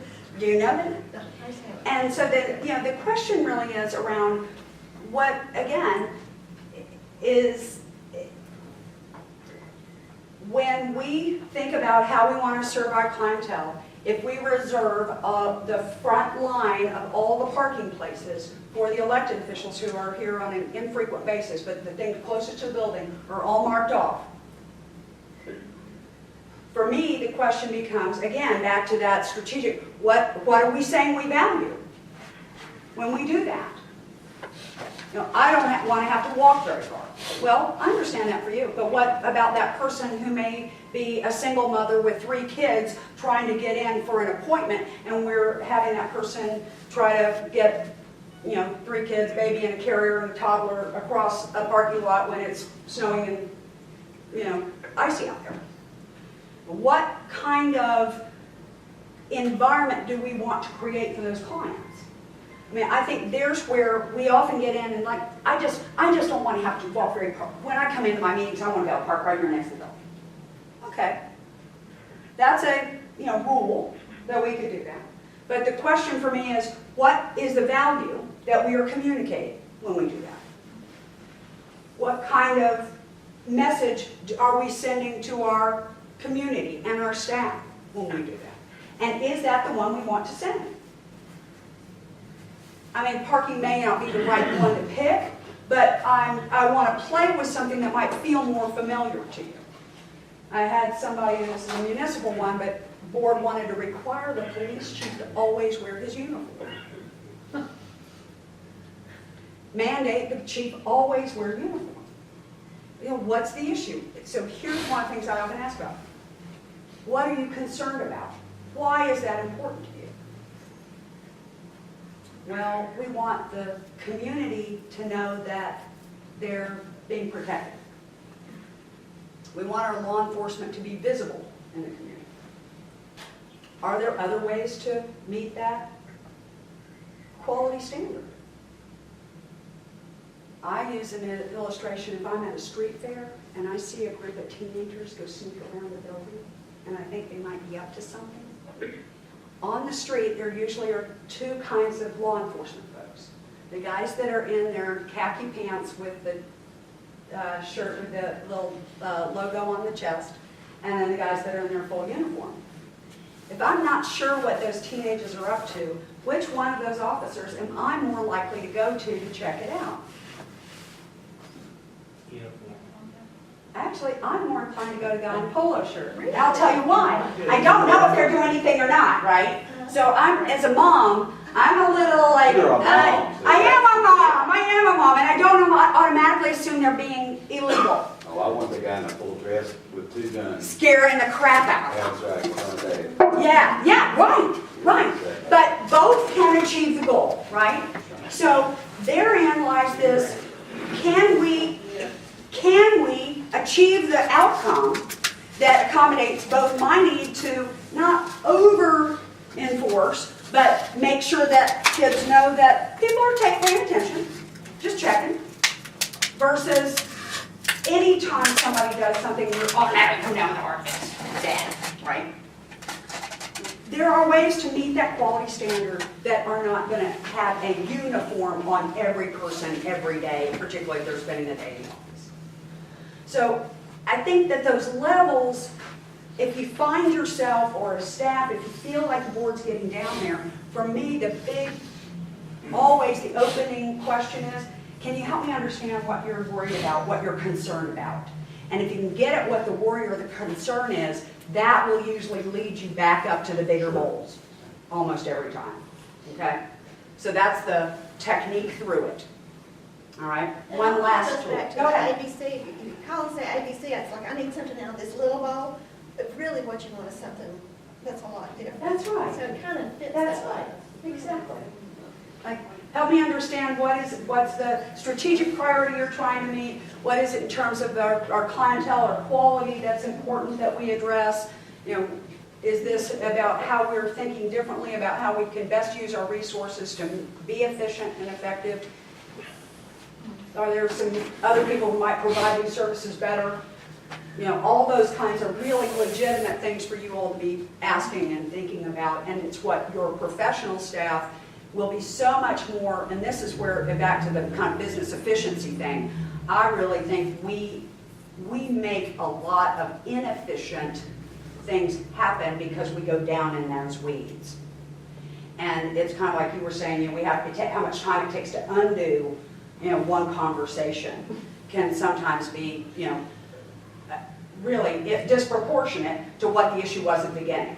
And so using this as a way to kind of check ourselves and say, is that the biggest goal I can bring this up in, can often help. Because if you, and the other thing, let me just draw this real quickly because this is one of my other, you like the bowl? Oh, yeah, like bowls. Well, this one, I'm going to tell you, it's fried eggs. Because every time I draw it, I can get myself in trouble.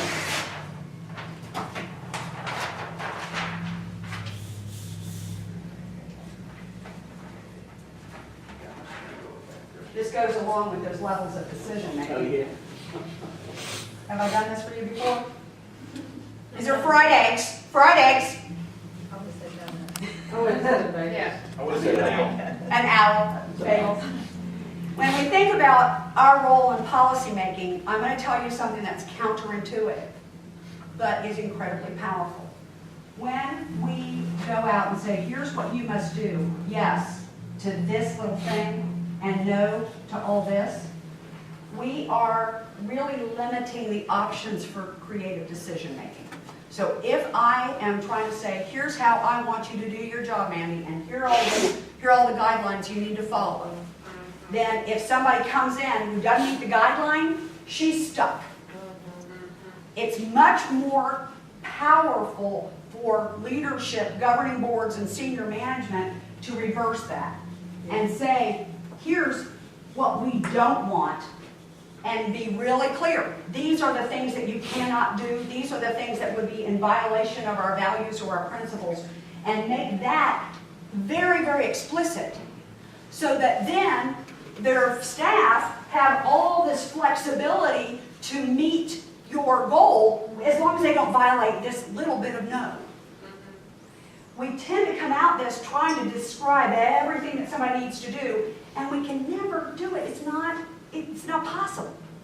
And it's frustrating. So as boards, often if we find ourselves kind of talking through how we really want this to work, how we want it, it's complex and it's messy, sometimes it's easier to just back up and say, all right, wait a minute, what is it we don't want? What would be a problem for us? What would really be a violation of our whole ethic here? You can't clear about that, and then check yourself, say, if any of these other things happen, would it be okay? Well, yeah, it would be. All right, as long as I don't violate these things, it's good. So what am I concerned about? And is there a way for me to say, and I'll go back to my police chief because it's not personal to any of you, it's not okay for members of our law enforcement community to be out in public without some designation that they are a member of law enforcement. I have just said what's not okay, but I have given a lot of room to that police department to figure out ways to make sure that their officers are recognizable. And any of those are going to be all right as long as it's not violating my no. Much more powerful, much more effective, much more efficient. So there's the fried eggs.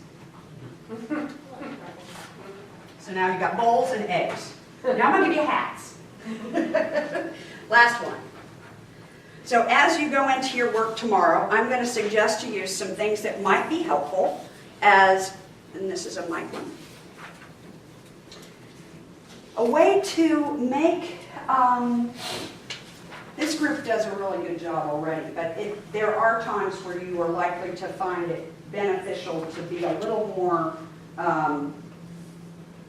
on the same page at the same time. How many of you have ever heard of 6 thinking hats? Anybody? Yeah? No?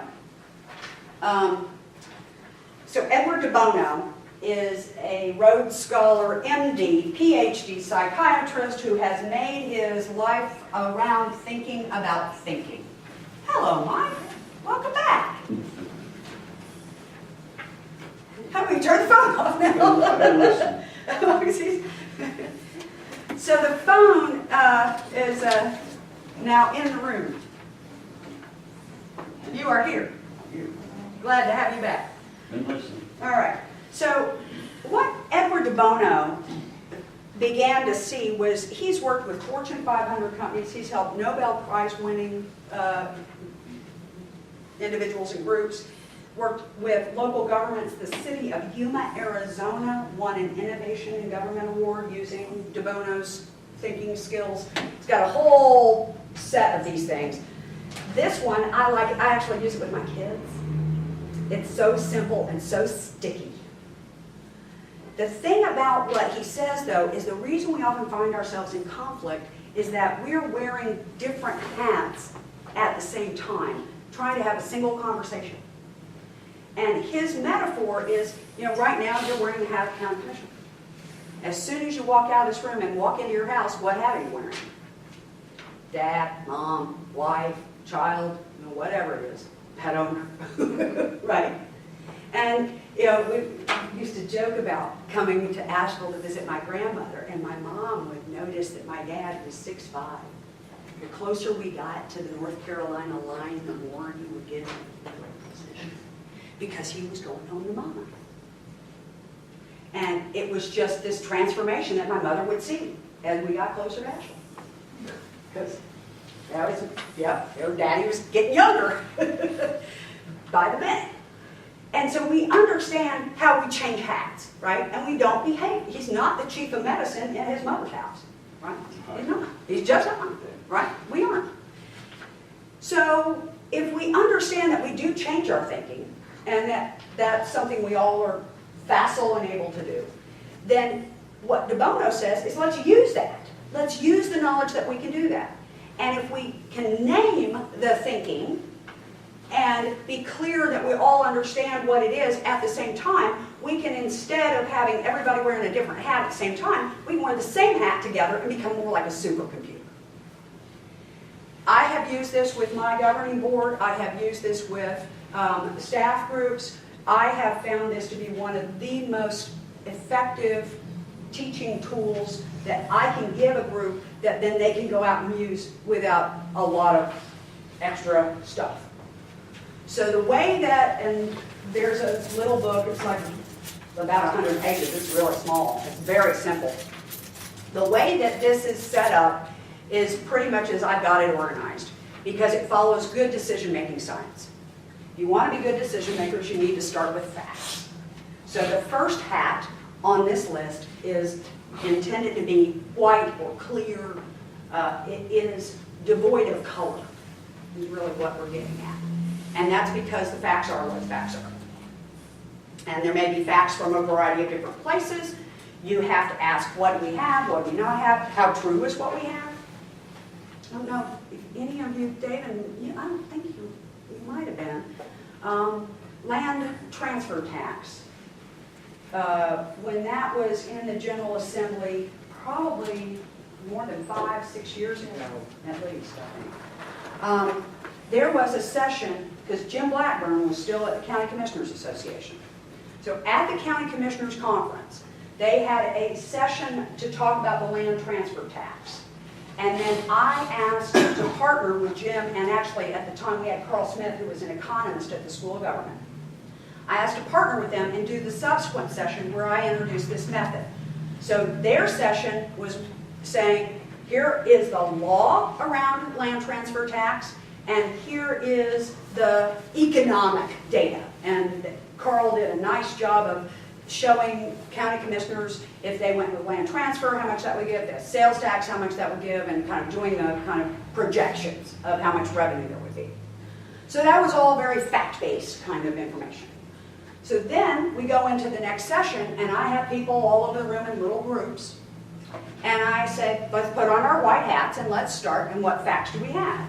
So people talked in their small groups about their facts, and then we said, so let's understand what are some of the facts that you have, and they talked about things they'd heard in the previous thing, and I said, how true are their facts? And to a person, they're all saying, well, they're true, because we just heard from the lawyer and the economist. So I turned to them, and I said, how true are your facts? Well, Jim Blackburn, they're all true, because that's what's happened in the General Assembly, right? Carl Smith, how true are your facts? He said, 50-50. The room just stopped. How do you, well, you just gave us all these numbers. How can that not be fact? Carl was a smart guy. He still is a smart guy. He moved on. He left us. He went somewhere smart. He said, I was only able to make my projections based on the last 5 years of trend data. And I don't feel confident, before the recession hit, that the land values that we've been seeing over the last 5 years are going to hold, and that the future projections that I've given you are going to be consistent with what the last 5-year trend was. I'm only about 50-50 on that. He was dead right. So that's why I think it's important when you're looking at white hat information, we may get it from what seems like a trusted source, but if you went back and even asked the source, how confident are you about those facts? They may give you a little bit more of that context we've been talking about to say, well, I think they're pretty close, but here's some assumptions I had to make. And that's helpful for you guys to know because you're going to be using that to make decisions.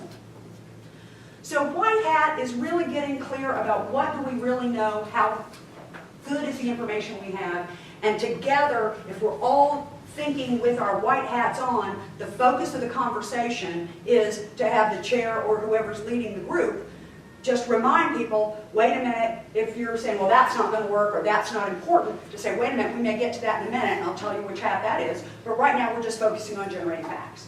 So it gives you a way to just all do fact generation. And just as you found when I had you write things down this earlier today, and then you know, nobody had the whole list.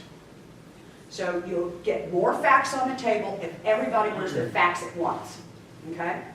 Once you get the facts on the table, then you go to the green hat. Green is thinking about spring and growth and all the leaves coming out because you're growing ideas. You're nurturing and generating new. And when you're in that green hat, you're saying, here are the facts. What can we do with them? What's possible? What can we make from that? And if everybody's wearing that hat at the same time, you're going to get a bunch more stuff. And it's the time when it's okay to be wacky. Because sometimes the wacky idea has a germ of something that's useful in it. It's okay. Don't worry about it. Generate as much stuff as you could. Why couldn't we contract that out with people in China? You know, our accounting unit. They've got a lot of cheap people over there. They have architects and accountants and all sorts of folks. Could we save a bunch of money by shipping that out? Now that's kind of a wacky idea, but there may be a piece of that that somewhere does have some purchase. Who knows? You never know. Once you generate all those ideas, you do have to decide among them, and this becomes a bit of the group process kind of, okay, so which of these ideas we want to work with? And for each of the big possibilities that are important to you, you're going to have to apply these other hacks to each of them if they're all ideas that have merit, okay? So we're generating up to green, but now let's see, there are 3 things on our green list that we really like. We'll have to use the black, yellow, red hat on all 3 of those in order to make the process work. So black hat is really what we want to avoid.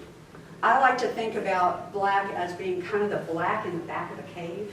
Think about hiking out here in the mountains, and you come upon a cave, and it's so deep and dark back in there that you can't see what's in the back. It could be a pot of gold, or it could be a mama bear. We don't know. And the black hat is probably the most important of the hats, because we don't want to stumble into something being stupid, but it's also overused and abused.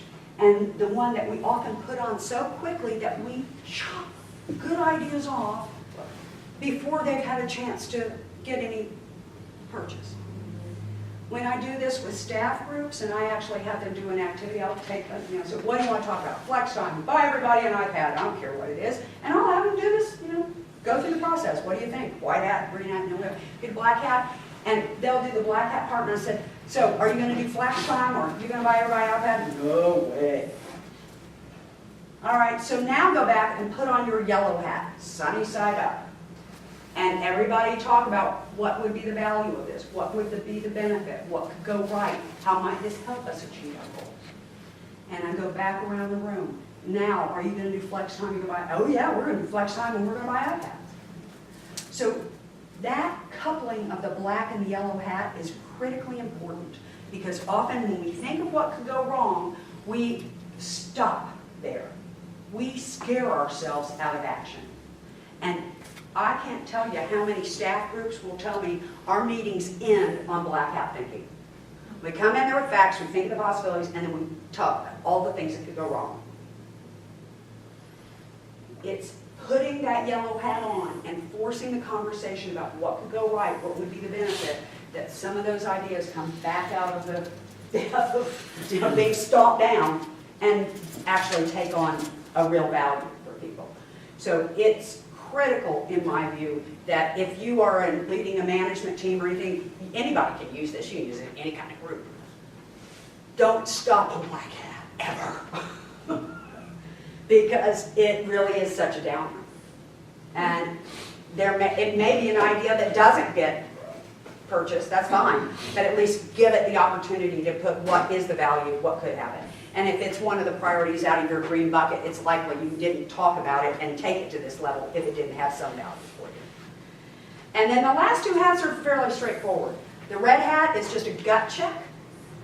We all, and it's back to what I said with the Madison quote early this morning, we all have interest, we all have our personal stake in this game. And the red hat acknowledges that. What's your gut on this? How do you feel about it? How will our citizens feel about it? How will the clients who use this service feel? How will the business community who we need to have a partnership around this feel? So this is a place where we get that gut check before we make a final choice. And then the blue hat is that 30,000 foot up in the blue sky, looking down at the process. Is there something we need to go back, maybe some facts we need to go back and get that we now know have come out since the last quarter? Or maybe there's some ideas we actually had on that list that we didn't get to visit. Can we go back and pull some of those now? It's your process check. What are the next steps? What do we now do? So as you all, particularly in these kinds of settings, where you're not in your formal regular meeting, but you're in work sessions, and there is a decision that the group needs to think through in a systematic way, I believe this process and following the order that I've given you, this is the recommended kind of best decision-making model. He's mapped to that.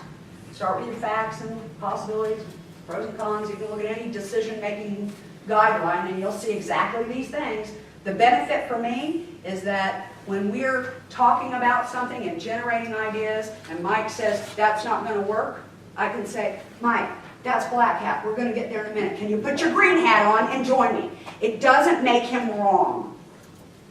It just says, right now, we're doing a different kind of thinking, and we're going to do that thinking that you just brought up in a few minutes. Join us where we are, and then we're all going to go with you. And that in and of itself, for me, is the greatest value of this method, because we do need all of the thinking in this room.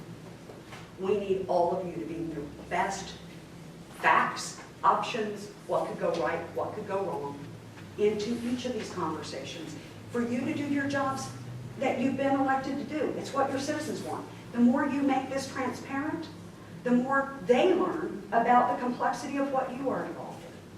So I'm leaving you this afternoon with some things that you can use to start managing yourself, a few tools that may be helpful in how you think about where are we, what level are we talking about, and before we make this decision, would it help us to make sure we've used all of the best thinking we've got.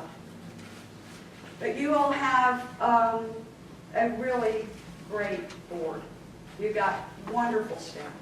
You are in one of the most, for me, important areas of the state in terms of both beauty and nature, but also in terms of really anchoring Western North Carolina. You are this region's engine in a really important way. I mean, Polk County's building that big thing, but what do they want people to do? They want you into Buncombe County because that's really where the fun stuff is. You got the airport. You are important to a much bigger set of North Carolinians than just those that live in Ashford and Buncombe County. And for that, we are all grateful for your commitment to what you do every day when you show up. You are helping make this state a place that I'm proud to call home. Oh, Thank you. thank you. See, I can get emotional too. But I do care about this part of the state. This is home ground for me. So next July when I'm at Malvern Hills for my family reunion. Yeah. So that's it. I'm done. Yeah. Yeah, we'll have some food at 8 tomorrow. And it started at 8:30, but food is equal finish fairly early. We leave our seconds. 4:33. Well, so eating that. Watching that clock. I figure by the late afternoon, people are done.